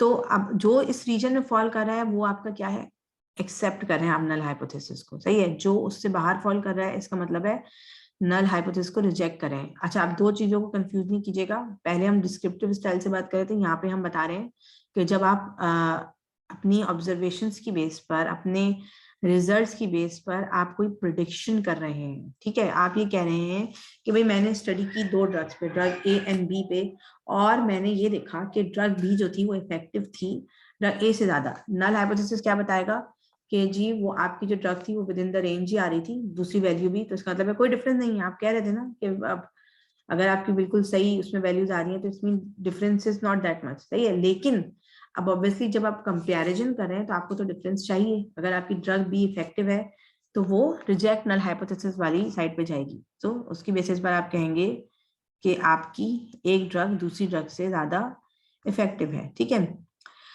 अच्छा, सही, और देन मूव फर्दर। तो आपके पास सबसे इंपॉर्टेंट चीज क्या है कि आपने सबसे पहले अपना हाइपोथेसिस डिसाइड करना है, फिर उसकी बेसिस पर आपने अपने स्टैटिस्टिकल टेस्ट, अपने सारे पैरामीटर्स जो हैं वो सेट करने हैं, और फिर आप बता सकते हैं कि भाई जो भी आपका रिजल्ट आया है वो स्टैटिस्टिकली इम्पोर्टेंट है या नहीं है। ठीक है, अच्छा, अब हमने कैसे स्टैटिस्टिकल टेस्ट जो है वो हमें चूज करना है। ठीक है, अब हमने देखा था पीछे हमारे पास डेटा डिफरेंट टाइप का था। It can B nominal, ordinal, continuous, ठीक है, डिस्क्रीट, सही है। अब जो भी डेटा है आपके पास उसकी बेसिस पर आप अपना आगे फाउंडेशन तो आपकी वेरिएबल्स ही हैं। ठीक है, आगे चलेंगे, फिर हम डिस्ट्रीब्यूशन ऑफ डेटा देखेंगे। अब हमारे पास ऑब्वियस सी बात है कि नॉर्मल डिस्ट्रीब्यूशन आपकी जो है वो कंटिन्यूस में आएगी, नॉमिनल ऑर्डिनल में मुश्किल है, सही। तो अब आप इसकी बेसिस पर टेस्ट डिसाइड कर सकते हैं। फिर नंबर ऑफ ग्रुप्स, आपने कितने ग्रुप्स लिए हैं, आपने 2 ग्रुप्स लिए हैं, आपने 4 ग्रुप्स लिए हैं, आप एक ही ग्रुप के अंदर जो है डिफरेंट इंटरवल्स पे स्टडी कर रहे हैं, यानी इफेक्ट चेक कर रहे हैं किसी चीज का ओवर द टाइम पीरियड। आपका स्टडी डिजाइन कौन सा है, पैरेलल है, क्रॉस ओवर है, ठीक है, they are different kind of study design, और आपने कौन सा स्टडी डिजाइन यहाँ पे यूज करना है, सही। और जो भी स्टडी डिजाइन होगा उसकी बेसिस पर आपकी कैलकुलेशन भी डिफरेंट हो जाएंगी। प्रेजेंस ऑफ कॉन्फाउंडिंग वेरिएबल्स, यानी वो वेरिएबल्स जो कि आपके, जो आपने कुछ वेरिएबल्स तो लिए हैं, आपने चूज किए हैं कि हम इसकी बेसिस पर रिजल्ट देखेंगे, इफेक्ट देखेंगे। उसके अलावा कुछ और ऐसे वेरिएबल्स भी होते हैं जो आप जब स्टडी करते हैं तो आपको पता चलता है कि they are also effecting your results, so they are called the confounding variables, and it's up to you that you are going to include them और नॉट। उसके बाद आप ये डिसाइड करेंगे कि 1 टेल्ड है, 2 टेल्ड है, ठीक है, आप ग्रेटर देन देख रहे हैं, इक्वल देन देख रहे हैं, या लेस देन देख रहे हैं, या फिर आप सिंपली कह रहे हैं दे आर नॉट इक्वल। ठीक है, फिर आप फर्दर उसको अपने कंक्लूजन में एक्सप्लेन कर सकते हैं। Parametric versus non parametric test, अब वही बात है, जब ये सब चीजें आपके ऊपर के 6 पॉइंट डिफाइन हो जाएंगे तो आप इजीली पैरामेट्रिक और नॉन पैरामेट्रिक टेस्ट बता सकते हैं। ये हम आगे देखेंगे। अभी पैरामेट्रिक टेस्ट क्या है? पैरामेट्रिक टेस्ट जो है वो क्या शो कर रहे हैं वो उन ऑब्जर्वेशन के लिए यूज होगा जहाँ पे हमारी डिस्ट्रीब्यूशन क्या है, नॉर्मल है, ठीक है। When we have a normal distribution then we will have our parametric test, ठीक है। नॉर्मल डिस्ट्रीब्यूशन है तो इसका मतलब क्या है कि कंटिन्यूस डेटा है आपका, सही है। इंटरवल या रेशो भी आपके शो कर सकते हैं नॉर्मल डिस्ट्रीब्यूशन, सही। तो आप उसके लिए क्या यूज करें, पैरामेट्रिक टेस्ट। इसके भी डिफरेंट टाइप है। वन सैंपल टेस्ट है। In this one sample test you are comparing the mean of study sample with the population mean, ठीक है, उसमें कंपेयर कर रहे हैं। उसके अलावा you can have two sample, independent sample और अनपेयर टेस्ट। टू सैंपल में दो टाइप हो सकती हैं, दे कैन बी इंडिपेंडेंट और दे कैन बी डिपेंडेंट, अनपेयर्ड और पेयर्ड, सही है। If this is independent sample or unpaired test, it means you are comparing the mean of two independent sample, means they are not depending on each other, ठीक है, जो एक दूसरे पे कोई इफेक्ट नहीं डाल रही हैं, सही है, और जो एक दूसरे से रिलेटेड भी नहीं है, ठीक। उसके अलावा आप पेयर टेस्ट यूज कर सकते हैं, mean compare the mean difference of paired और match sample. This is a related sample test, यानी एक ही ग्रुप में आप दो मेजरमेंट ले रहे हैं, सही। फॉर एग्जाम्पल आप के पास एक ग्रुप ऑफ इंडिविजुअल है और आप आफ्टर सम टाइम इंटरवल उसमें इफेक्ट देख रहे हैं, ठीक है, तो आप जो है उसके लिए पेयर्ड यूज कर सकते हैं। अच्छा, उसके अलावा आप इक्वल वेरिएंस टेस्ट भी वो अनपेयर्ड के लिए, इंडिपेंडेंट सैंपल के यूज कर सकते हैं, ठीक। All depends on the type of the study you are conducting, ठीक है। आपके पास सारे पैरामीटर्स अवेलेबल हैं। जब आप स्टडी डिजाइन करते हैं तो आप डिजाइनिंग के दौरान ही आपको क्लियर होता जाता है कि आपके पास कौन कौन से ऑप्शंस अवेलेबल हैं। और नॉर्मली हम जो लार्ज पॉपुलेशन पे स्टडी कर रहे होते हैं उससे पहले हम एक पायलट प्रोजेक्ट रन करते हैं, या तो ये कि लिटरेचर सर्वे से या कुछ इंडिविजुअल से लेके, तो उसकी बेसिस पर आपको आसानी हो जाती है अपने पैरामीटर्स डिसाइड करने के लिए, ठीक है। उसके अलावा अच्छा, अभी यहाँ तक हम बात कर रहे थे पीछे जो टी टेस्ट की बात कर रहे थे या इक्वल वेरिएंस टेस्ट की, तो हम दो ग्रुप्स की बात कर रहे थे। लेकिन अगर आपके पास दो से ज्यादा ग्रुप्स हैं, then you will use the analysis of variance test, ANOVA, ठीक है। It is a more generalized version of the t test that can apply to more than two groups. It can be one way ANOVA, it can be two way ANOVA, ठीक है। What is one way ANOVA? In this type we are comparing the means of three और more groups in a study, ठीक है। It also called single factor ANOVA, and this one is actually independent sample test. जब भी हम इसको क्या कह रहे हैं, वन वे एनोवा है, ठीक है। तीन ग्रुप्स बने हैं, चार ग्रुप बने हैं, पांच ग्रुप बने हैं, but they are not related, सही। अब दूसरी तरफ आए, आपके पास क्या है, टू वे एनोवा। आप उसमें आपके पास क्या है कि आपके पास एडिशनल फैक्टर्स एडेड हैं, ठीक है। These include, like for example, they have shown that we have young group and old group. तो अब young group और old group में आप तीन फैक्टर्स ऐड कर रहे हैं, ठीक है। दो तरह से आप चल रहे हैं, तीन तरह, यानी आप उसमें डिफरेंट वेज ऐड कर रहे हैं अपने डेटा को एनालाइज करने के लिए, सही। तो इसमें आप फॉर एग्जांपल ग्रुप वन में आप देख रहे हैं कि भाई वेट से क्या डिफरेंस आ रहा है, ग्रुप टू में बीएमआई का है, ग्रुप थ्री में आप देख रहे हैं हाइपरटेंशन का क्या है इफेक्ट, सही। तो आप डिफरेंट पैरामीटर्स ऐड कर रहे हैं और आपके ग्रुप्स दो ही हैं, ठीक है, दो या दो से ज्यादा हैं, सॉरी, क्योंकि एनोवा आप दो से ज्यादा ग्रुप के लिए यूज कर रहे हैं। Then there can be repeated measures ANOVA. हमने क्या कहा था कि हम एनोवा यूज कर रहे हैं where the samples are independent, ठीक है। एक सैंपल के अंदर डिफरेंट फैक्टर्स हैं या अलग अलग सैंपल्स हैं, लेकिन ये एक दूसरे पे डिपेंड नहीं कर रहे हैं। लेकिन हम क्या कर सकते हैं, हम रिलेटेड सैंपल भी यूज कर सकते हैं। वही वाली बात कि फॉर एग्जांपल आप ब्लड में लेवल मेजर कर रहे हैं किसी ड्रग का, कि आफ्टर 1 मंथ इतना है, आफ्टर 2 मंथ इतना है, आफ्टर 3 मंथ इतना है, ठीक है। तो depending on the type of the study you are doing, आप अपना टेस्ट डिसाइड करेंगे। It can be one way, two way और repeated measure ANOVA. We have post hoc test also, कि आपके पास कोई डिफरेंस आ गया है तो आप उसको और ब्रॉडली इन्वेस्टिगेट करने के लिए, उसकी फर्दर स्टडी के लिए आप पोस्ट हॉक टेस्ट कर सकते हैं, ठीक है। We have analysis of covariance also, जैसे हमने पीछे कहा कि हम टी टेस्ट के साथ वेरिएंस का टेस्ट करते हैं, ऐसे we can have analysis of covariance too. Then we have the non-parametric test. We had the parametric test, then we have the non-parametric test. Obviously, parametric test is showing the normal distribution, while the non-parametric test we are using when we don't have the normal distribution of our data. ठीक है, so it can be for discrete, nominal, right? Discrete, obviously. Nominal, for nominal we have different set of tests. अच्छा, अगर हमारे sample independent हैं तो उसके लिए हमारे पास डिफरेंट टेस्ट हैं, जैसे विल्कॉक्सन रैंकसम टेस्ट है, मैन विटनी यू टेस्ट है, विल्कॉक्सन मैन विटनी टेस्ट है। ये क्या कर रहे हैं, ये दो इंडिपेंडेंट सैंपल को टेस्ट करें, जैसे आपने टी टेस्ट किया था जिसमें दो इंडिपेंडेंट सैंपल्स थे, ठीक है, unpaired t test, independent t test था। इसी तरह एक हमारे पास क्रूस्कल वैलेस वन एनोवा है। अब एनोवा का मतलब क्या आ गया कि जो आपके पास दो से ज्यादा है, ठीक है, ग्रुप्स। तो आप क्या कर रहे हैं, Kruskal Wallis one way ANOVA by ranks, ये लेकिन क्या है, ये नॉन पैरामेट्रिक है। पहला वाला एनोवा कौन सा था, वो पैरामेट्रिक टेस्ट था, वो नॉर्मल डिस्ट्रीब्यूशन के लिए। दिस इज फॉर abnormal कहते हैं, not normal distribution, when your distribution is not uniform, ठीक है। Compares 3 or more independent groups related to one way ANOVA. It also can include the post hoc testing. It will help you in determining the more factors or in explaining the factors. ठीक है। फिर उसके बाद वही बात आ गई कि जब हमने बात की हमारे पास इंडिपेंडेंट सैंपल के लिए टेस्ट है, तो हमारे पास रिलेटेड और पेयर सैंपल के लिए टेस्ट है, ठीक है। तो उसके लिए हमारे पास है साइन टेस्ट और विल्कॉक्सन साइन रेक टेस्ट। ये दो पेयर सैंपल्स को जो है वो कंपेयर करता है, दो से ज्यादा है तो हमारे पास है Friedman ANOVA by ranks test, ठीक है। लेकिन ये सब किसकी बात करें हम, नॉन पैरामेट्रिक की। Then we have the nominal data, ठीक है। नॉमिनल डेटा में हमने क्या कहा था, ऑर्डिनल नहीं होता, ऑर्डर्स में नहीं होता, और मोस्टली यस और नो में आंसर होता है। तो हम उसके लिए काई स्क्वायर टेस्ट यूज कर सकते हैं, जिसमें हम एक्सपेक्टेड और ऑब्जर्व प्रोपोर्शन को कंपेयर कर रहे होते हैं। वो test of independence, test of goodness of it, these are different kind of test we are using.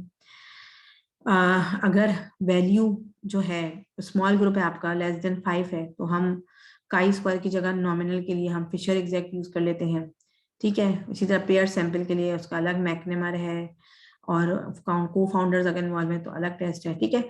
It all depends on the type of the study you are conducting, ठीक। और अब तो बहुत इजी है SPSS और MATLAB वगैरह के through कि आप आसानी से कर लेते हैं। और बस ये कि सही टेस्ट आपको डिसाइड करना है, वो आपके लिए टास्क है, ठीक है। क्योंकि आपको सब चीजें पता है, आपको वेरिएबल्स पता है, आपको ये पता है कौन सा टेस्ट कौन सी वेरिएबल में कौन सी कंडीशन में अप्लाई होगा, ठीक है। तो आप उसकी बेसिस पर टेस्ट डिसाइड कर सकते हैं, ठीक। Okay, then we have type of variables. There can be वो सेम चीज जो है वो एक्सप्लेन की हुई है एक चार्ट की फॉर्म में, ठीक है। तो अगर आपको वहां समझ में नहीं आई तो यहाँ पे समझ में आना आसान है कि नॉमिनल है तो काई स्क्वायर और फिशर एग्जैक्ट टेस्ट है, 2 ग्रुप्स हैं, ये बहुत इंपॉर्टेंट चीज है, ठीक है। बहुत से क्वेश्चन जो आपके टेस्ट में आएंगे वो इसी पे डिपेंड कर रहे होंगे, ठीक। तो नॉमिनल है, 2 ग्रुप्स हैं तो काई स्क्वायर या फिशर एग्जैक्ट यूज सकता है, 2 ग्रुप्स रिलेटेड हैं तो मैकनेमार है, सेम गोस फॉर ऑर्डिनल।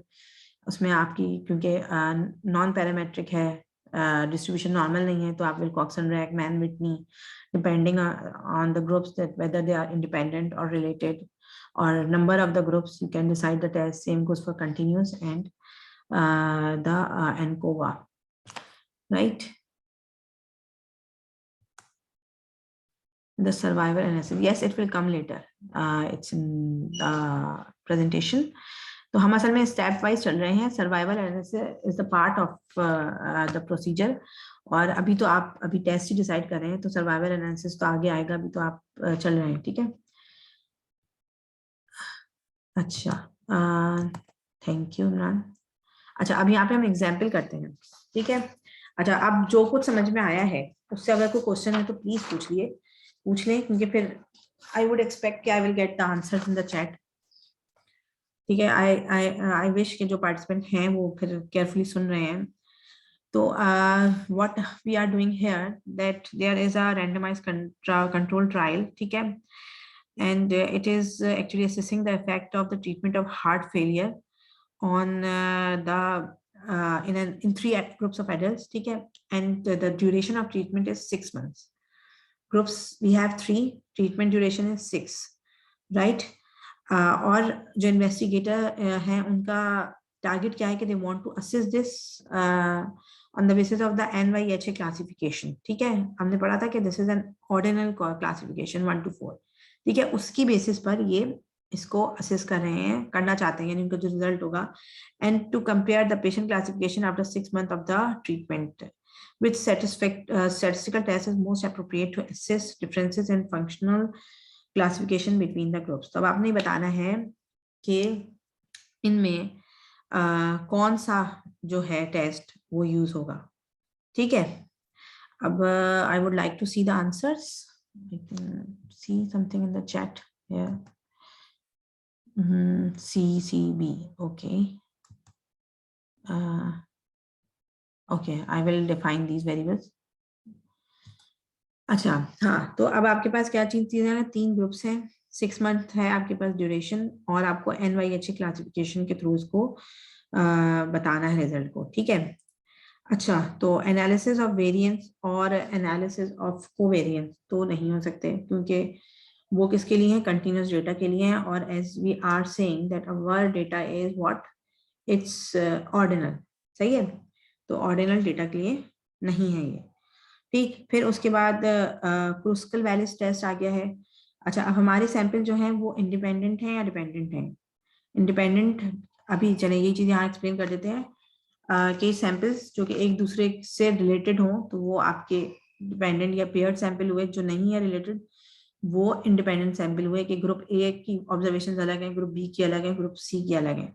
ठीक है, तो अब यहाँ पे क्या है, ये 3 अलग अलग ग्रुप्स हैं एडल्ट्स के। ठीक है, और 3 अलग अलग ग्रुप्स हैं, वो 6 मंथ देख रहे हैं। तो आपका कौन सा टेस्ट जा रहा है यहाँ पे, Wilcoxon sign rank test, B. सही है, पीछे वाले चार्ट से आपको एक्सक्यूज मी,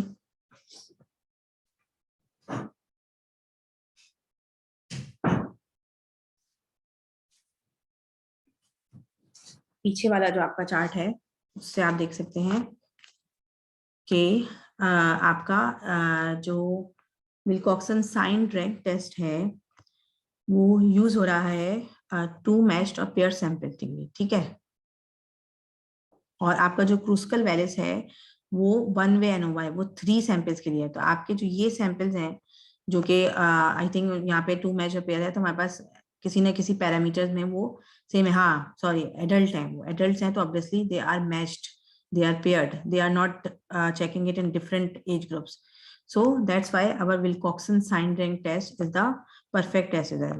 Obviously आपका जो है डेटा वो ऑर्डिनल है, तो नॉर्मल टेस्ट आपके कंटिन्यूस वाले तो ओमिट ही हो गए।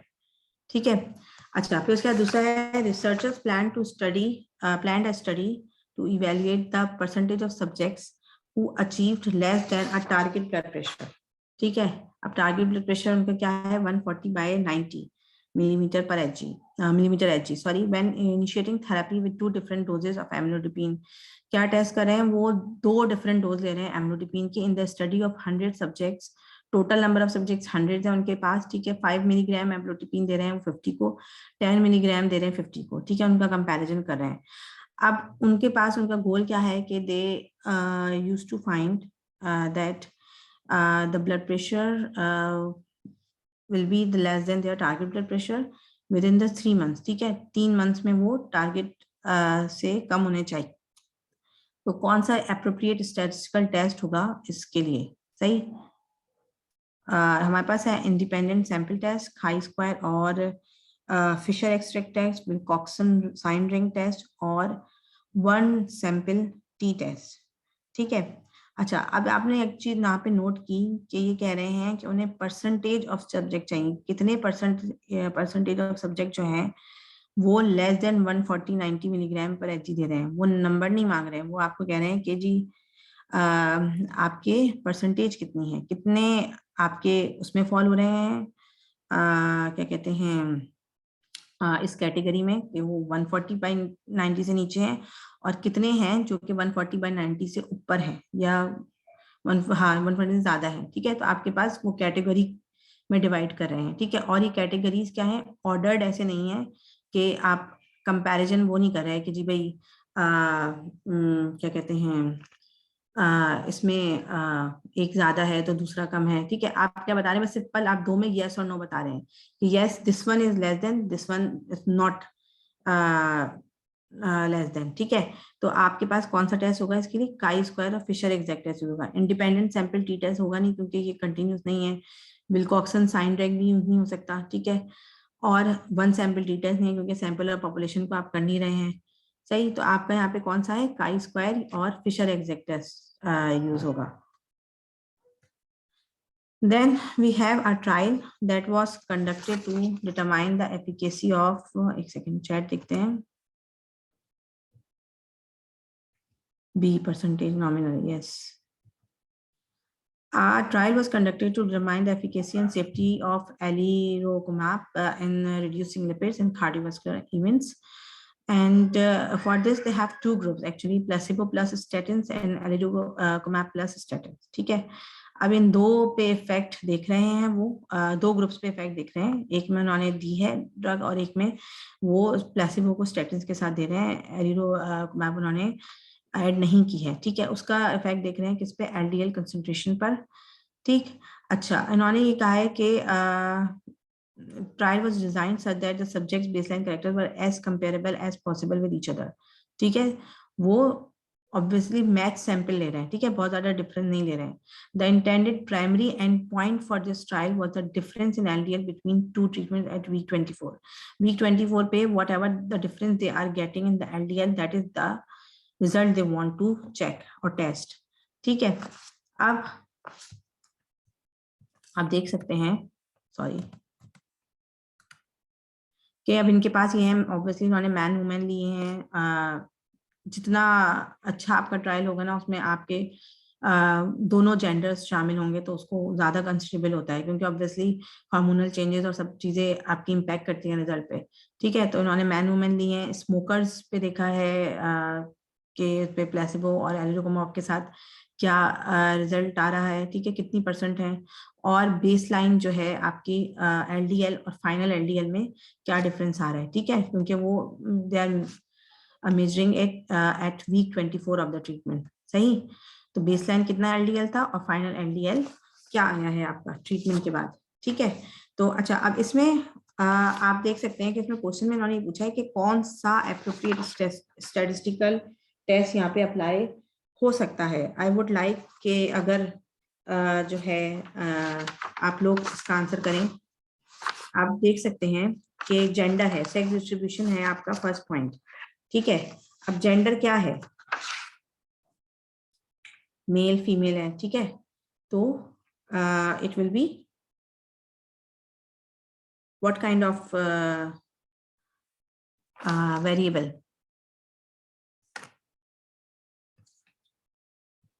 ठीक है, ये बताएं पहले, और फिर इसी तरह एलडीएल है।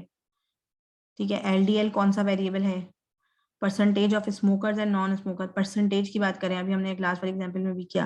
ठीक है, तो पहले आपने इन सब में क्या डिसाइड करना है, आपने डिसाइड करने हैं अपने वेरिएबल्स। ठीक है, और उसकी बेसिस पर आपने, यस परसेंटेज इज नॉमिनल, ठीक है, हाँ, और उसकी बेसिस पर आप क्या डिसाइड कर सकते हैं, आसानी से अपना टेस्ट डिसाइड कर सकते हैं।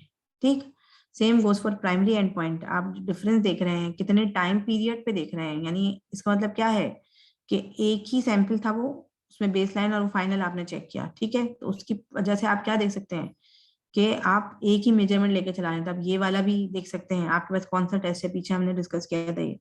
ठीक है, तो आप अपनी सारे पैरामीटर्स जो हैं वो आराम से इस वाली एग्जाम्पल के थ्रू बता सकते हैं। Yes, nominal is right.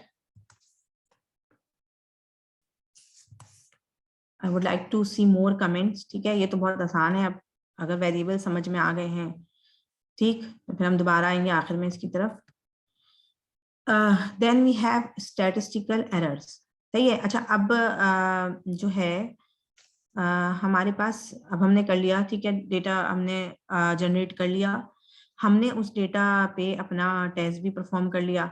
सही, अच्छा अच्छा, यहाँ पे क्वेश्चन था इंडिपेंडेंट एंड डिपेंडेंट वेरिएबल पूछा था विद एग्जांपल। सही है, अच्छा, मैं इसके आगे जाने से पहले बता देते हैं ताकि ये चीज क्लियर हो जाए। अच्छा, इंडिपेंडेंट नेम से जाहिर है, यानी ऐसा वेरिएबल जिसपे किसी दूसरे वेरिएबल से कोई फर्क नहीं पड़ रहा है।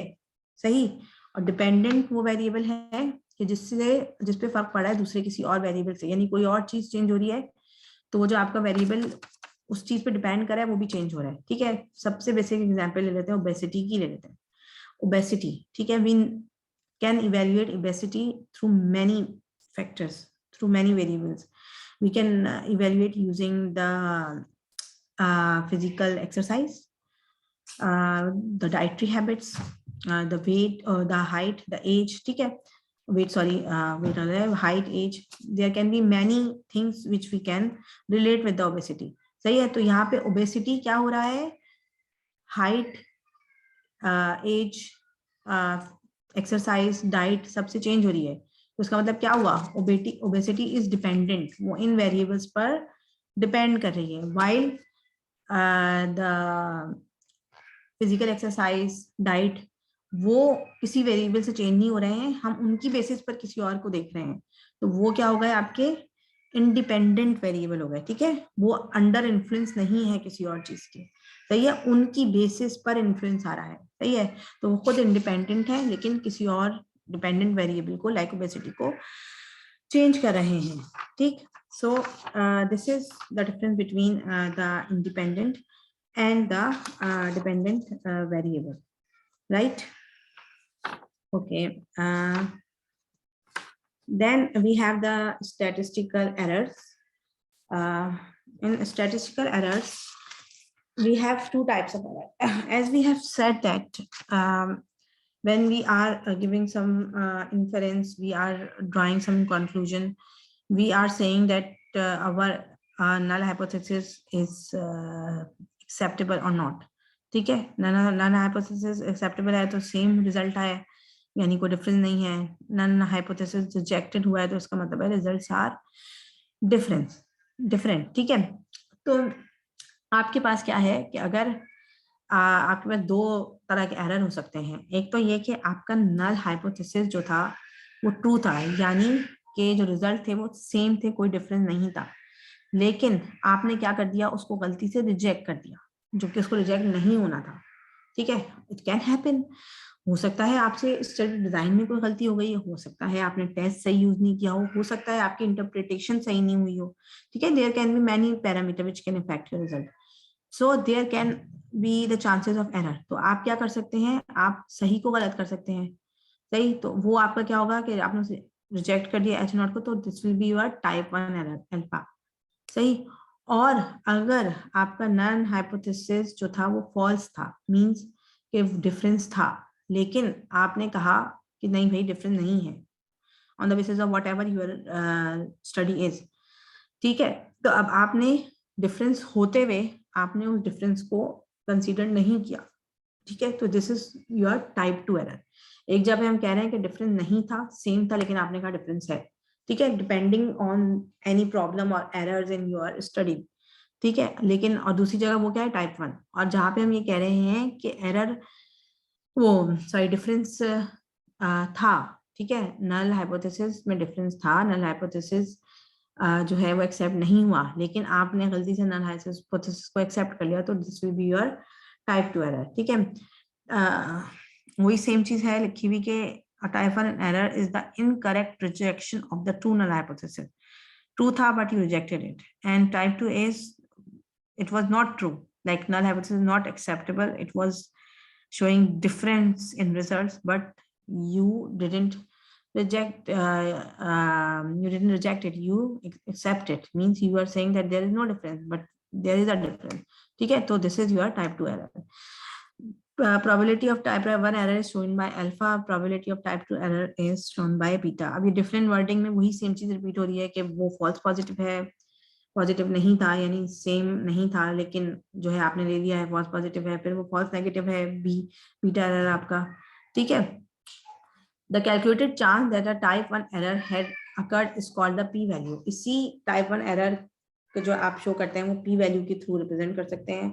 आपने पीछे पढ़ी थी p वैल्यू के, वो 0.05 नॉर्मली कंसीडर होती है. ठीक है, अल्फा जो है वो नॉर्मली कंसीडर होता है 5%. ठीक है, अब कैसे कैलकुलेट करते हैं अल्फा, वो हमने अभी जैसे जिक्र किया था कि हम पायलट स्टडी रन करते हैं या फिर हम लिटरेचर के थ्रू जो है मालूम करते हैं ये वैल्यू. सही है, अल्फा इज मोस्टली 5%. ठीक है, और p वैल्यू जो है वो उसी अल्फा से रिलेटेड होती है, तो वो नॉर्मली फिर 0.05 कंसीडर होती है standard.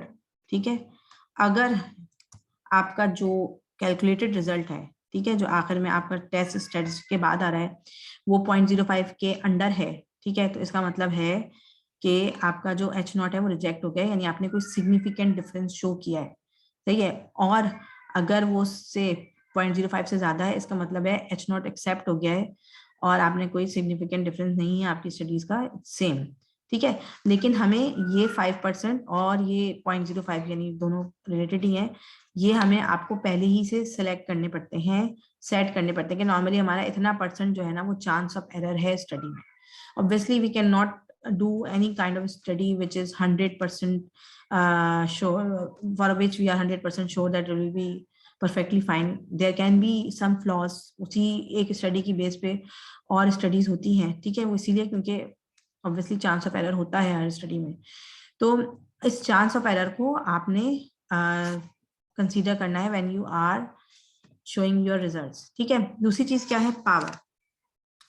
What is power? Power जो है is related to the beta error, mean probability of making the type 2 error, ठीक है। टाइप 2 एरर में क्या था, when H2 is false but ability to difference between the group, you are not making correct decision when H0 is false, ठीक है। Null hypothesis आपका false था लेकिन आपने उसको गलती से एक्सेप्ट कर लिया, ठीक है। तो ये भी कुछ फैक्टर्स पे डिपेंड करता है, आपकी अल्फा पे, सैंपल साइज, ऑब्वियसली ये सब चीजें को रिलेटेड हैं। तो जैसे अल्फा है वो नॉर्मली 5% होता है, इसी तरह आपका बीटा जो है वो जो आपका टाइप 2 एरर है वो होता है 80%, सही है। Type 2 error is 80%। Type 2 error के चांसेस ज्यादा होते हैं कि आप का डिफरेंस था लेकिन आप डिफरेंस मेजर करने में नाकाम रहे, ठीक है, तो उसके चांसेस ज्यादा होते हैं। तो उसका 1 माइनस, उससे आप टेस्ट की पावर मालूम कर सकते हैं, 1 माइनस बीटा यानी 1 माइनस 80, तो आपके पास आ जाएगा 20%। और नॉर्मली इसकी रेंज लेते हैं कि ये it can be between 10 to 20%, ठीक है। ये आपको ये बताता है कि आपका टेस्ट जो है जो आप कर रहे हैं वो कितना स्ट्रांग है, सही है। अच्छा, हमारे पास जो वो अल्फा होता है टाइप 1 एरर, उसके लिए आपको पी वैल्यू कंसीडर करनी है, दैट इज वेरी इंपॉर्टेंट।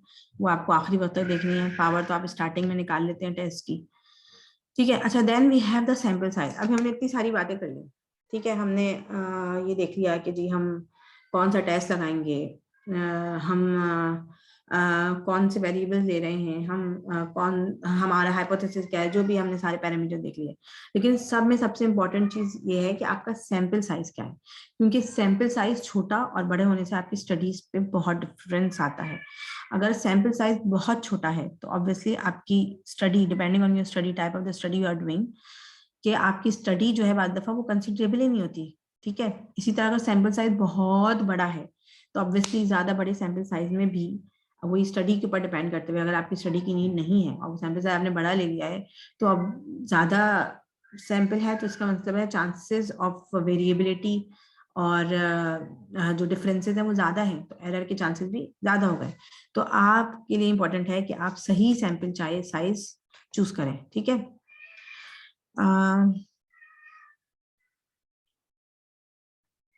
ठीक, अच्छा, इसमें आपने कुछ फैक्टर्स कंसीडर करने हैं। अच्छा, वही बात आ गई, अब तो हर चीज आपके पास थ्रू फार्मूलाज भी आप कर सकते हैं, and you can easily do it using the softwares. Even आप इंटरनेट पे भी सर्च करेंगे तो आपको सैंपल साइज कैलकुलेशन के लिए वेबसाइट मिल जाएंगी जहाँ पे आप इजीली अपना सैंपल साइज कैलकुलेट कर सकते हैं, ठीक है। उसके भी कुछ पैरामीटर्स हैं, आपसे पूछेगा, तो उनमें से कुछ पैरामीटर्स ये हैं कि जो आपको कंसीडर करने होते हैं। टाइप 1 एरर का चांस, टाइप 2 एरर का चांस, ठीक है, और जो है पावर आपकी कितनी है टेस्ट की, confidence level, standard deviation and the effect size.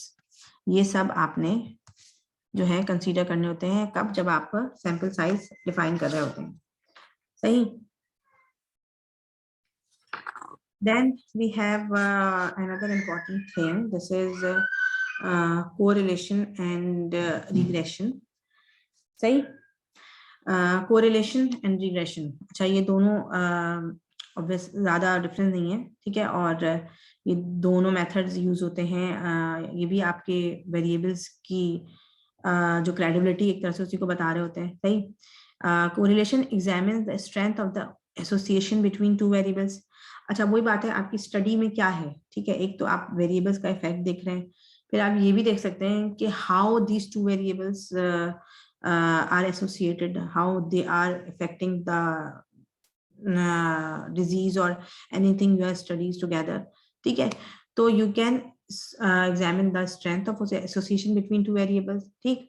It does not necessarily assume that one variable is useful in predicting the other. It can differ according to the case. अच्छा, और regression क्या करता है, it examine the ability of one और more variables to predict another variable, ठीक है.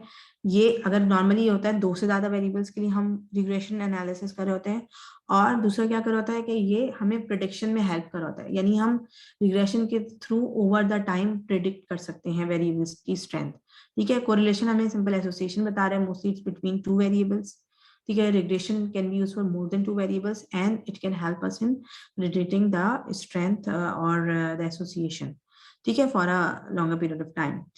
The strength of the relationship between two variables that are normally distributed ratio or interval scaled and linearly related is measured with a correlation coefficient. When we are talking about the correlation, we can use the correlation coefficient to measure the correlation. Then this correlation can be Pearson correlation and it can be Spearman rank correlation, ठीक है. It can be two types of method by which we can determine correlation coefficient. In Pearson correlation, we have two continuous variable and we have the normal distribution. Like in the last test, we are also having these two parameters, continuous, non-continuous, or discrete, nominal, ordinal. Same here, if we have continuous variable, we will use Pearson correlation coefficient.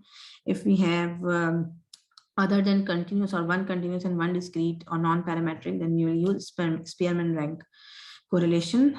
And it can also call degree of association between the two variables. Then for the Pearson correlation, we have a range from -1 to +1 and it can take any value in between. अच्छा, इनमें relationship ना normally obviously जब आप correlation देख रहे होते हैं तो ज़्यादातर आप line graph बना रहे होते हैं, ठीक है. तो आप उसमें आप ये देख सकते हैं कि स्प्रेड क्या है, तो it can be perfect negative, means values जो हैं वो एक दूसरे के साथ नीचे जा रही हैं, कम हो रही हैं, या फिर ये कि zero non linear relationship, scattered values हैं आपके, और दूसरा ये हो सकता है कि आपके पास परफेक्ट पॉजिटिव लीनियर रिलेशनशिप आ रहा है, ठीक है.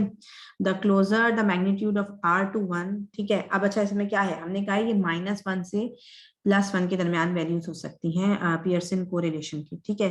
ठीक है, अब जितना वो 1 के करीब होगा, ठीक है, यानी ये कि डिफरेंस कम से कम होगा, तो इसका मतलब है कि ज्यादा रिलेशन है.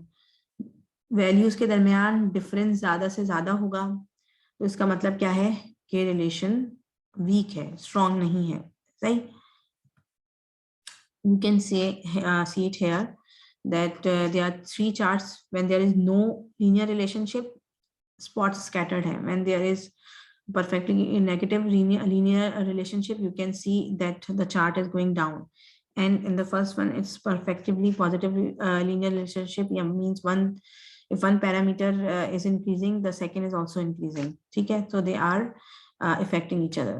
Then we have a simple linear regression, assess the linear relation between two continuous variables to predict the value of a dependent variable based on the value of an independent variable. ये अभी जो question पूछा था कि dependent और independent variable क्या है, तो हमने अभी क्या कहा था कि रिग्रेशन में हम क्या मालूम कर रहे हैं, एक तो यही वेरिएबल्स की एसोसिएशन मालूम कर रहे हैं, सही है.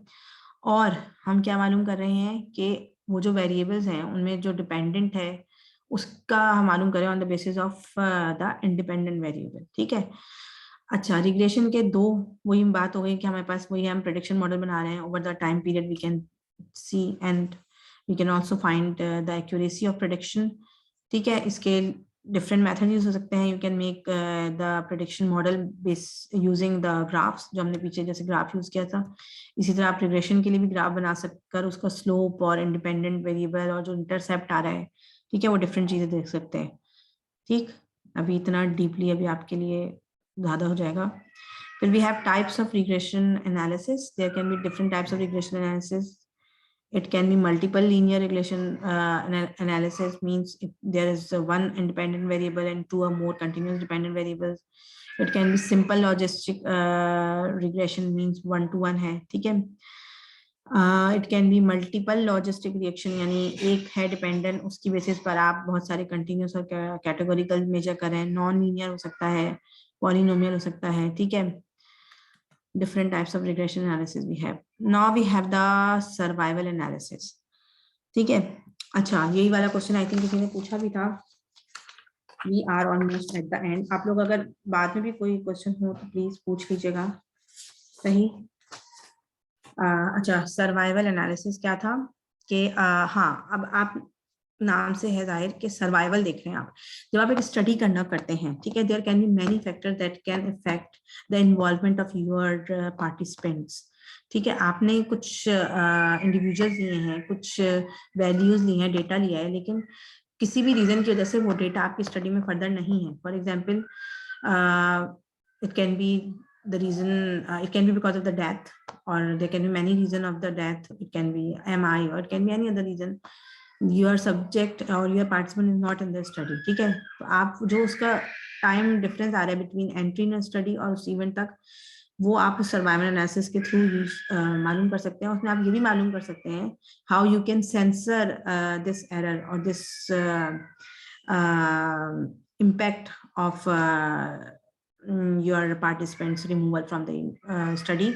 इसके लिए क्या होता है, डिफरेंट मेथड हो सकते हैं। कि हो सकता है कि डेथ ना हो, या मे बी ये हुआ हो कि वो फॉलो अप ना कर सका हो आगे। मे बी ये भी हो सकता है कि स्टडी पीरियड खत्म हो गया हो, तो इसलिए वो कुछ चीजें सही से डिस्कवर ना हो सकी हो, ठीक है। तो because of the any of the reason आपका सब्जेक्ट जो है वो स्टडी में जो है इन्वॉल्व नहीं है, ठीक है। तो आपको पहले तो ये कंसीडर इसके लिए करना होगा, अगर आप सेंसरिंग करें। एक चीज और ये भी कंसीडर कर सकते हैं कि may be your subject does not enter the study at the same time, एक ये भी रीजन हो सकता है, ठीक है। तो ये सब चीजें क्या कर सकती हैं, आपके डेटा को इफेक्ट कर सकती हैं, ठीक है, आपके रिजल्ट्स को इफेक्ट कर सकती हैं। तो फिर आपको ऐसे कुछ मेथड यूज करने पड़ते हैं जिसकी वजह से आप इनको माइनस कर सकें, ठीक है। Standard method of statistical analysis such as t test and linear और logistic regression may not be applied to survival data because of the censoring, ठीक है। Excuse me, can you please, I will just take a break for a few minutes.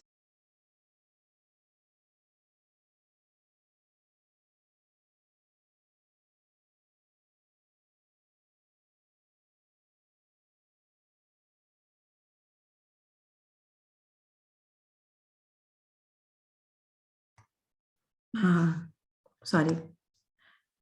Okay, so you need to assess these drawbacks which can happen in your study, ठीक है।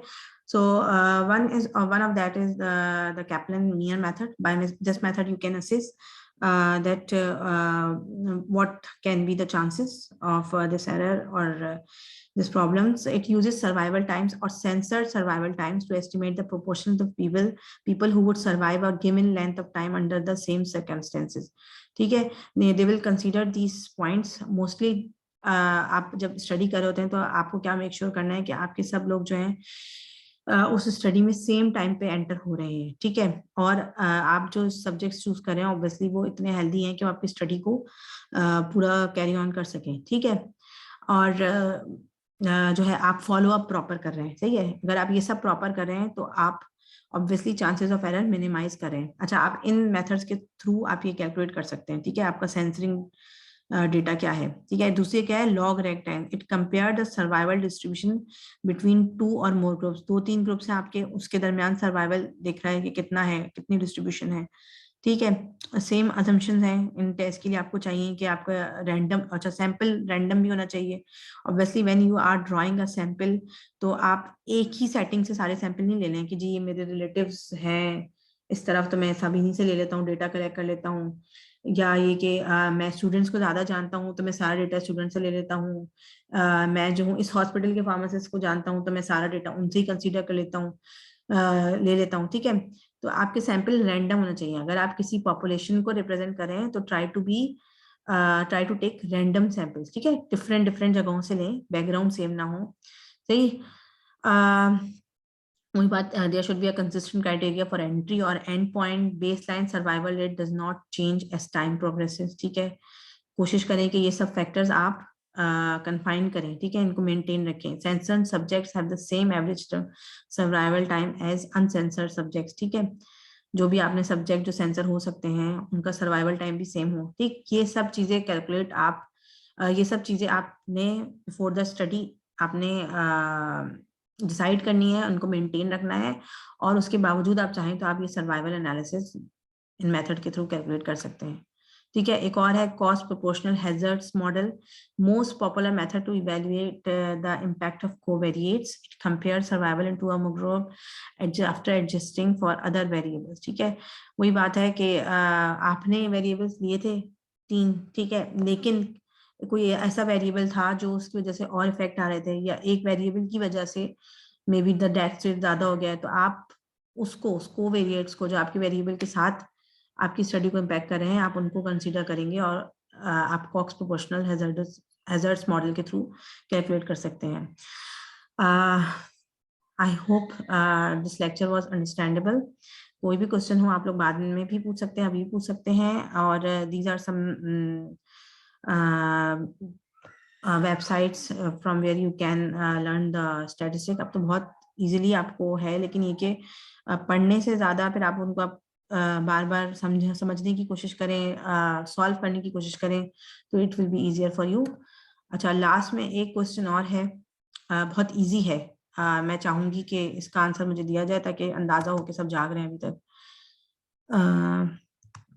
In the results of a randomized double-blind controlled clinical trial, the difference in hospital readmission rates between the intervention group and the control group is 6%. ये बहुत easy है, ठीक है। Probability यहाँ पे क्या है 0.01%, ठीक है। 0.01% मतलब का क्या है, आपने चांस ऑफ एरर जो लिया है अल्फा आपका जो है वो आपने क्या लिया है 1 लिया है, 5% नहीं लिया है इस स्टडी में। And it is concluded that there is a statistically significant difference between the groups, ठीक है, which statement is most consistent with this finding and conclusion, ठीक है। randomized double blind trial है, ठीक है। मेन चीज आपने क्या देखनी है कि the difference was 6% between the intervention group and control group and p was 0.01, ठीक है। the chance of making a type 1 error is 5 in 100। हमने क्या कहा था कि परसेंटेज है वो, ठीक है, अल्फा परसेंटेज है ना, जैसे हमने कहा 5%, 1%, तो यहाँ पे तो हमने 5% नहीं लिया, तो 1 is false। The trial does not have enough power, अभी वो तो आप नहीं बता सकते यहाँ पे, ठीक है, कि ट्रायल हैव इनफ पावर और नॉट, सही। फिर there is a high likelihood of having made a type 2 error. अभी जब हमने यहाँ पे उसको नॉर्मली हमारा जो टाइप 2 एरर होता है उसके लिए हम या तो हम दे रहे होते हैं पावर, हमने यहाँ पे कोई चीज डिस्कस भी नहीं की हुई और हमारे पास हम कह रहे हैं स्टैटिस्टिकली सिग्निफिकेंट डिफरेंस है, ठीक है, ये कंक्लूड भी हो गया, तो इसका मतलब ये है कि टाइप 2 एरर भी इतना ज्यादा नहीं है, ठीक। तो अब आपको जो है ना बताना ये है कि अब यहाँ पे सही कौन सा है, तो ऑब्वियस सी बात है हमारे पास आखिरी ऑप्शन कौन सा बचा, the chance of making a type 1 error is 1 in 100, यानी आपको सिर्फ इसी में से बताना था जो आपका क्वेश्चन था, ठीक है। स्टैटिस्टिकली सिग्निफिकेंट है ऑलरेडी आपका डेटा, तो इसका मतलब है कि ट्रायल में पावर भी थी और टाइप 2 एरर के चांसेस भी हाई नहीं थे, सही है। It was with in the range. So this is the lecture and I hope it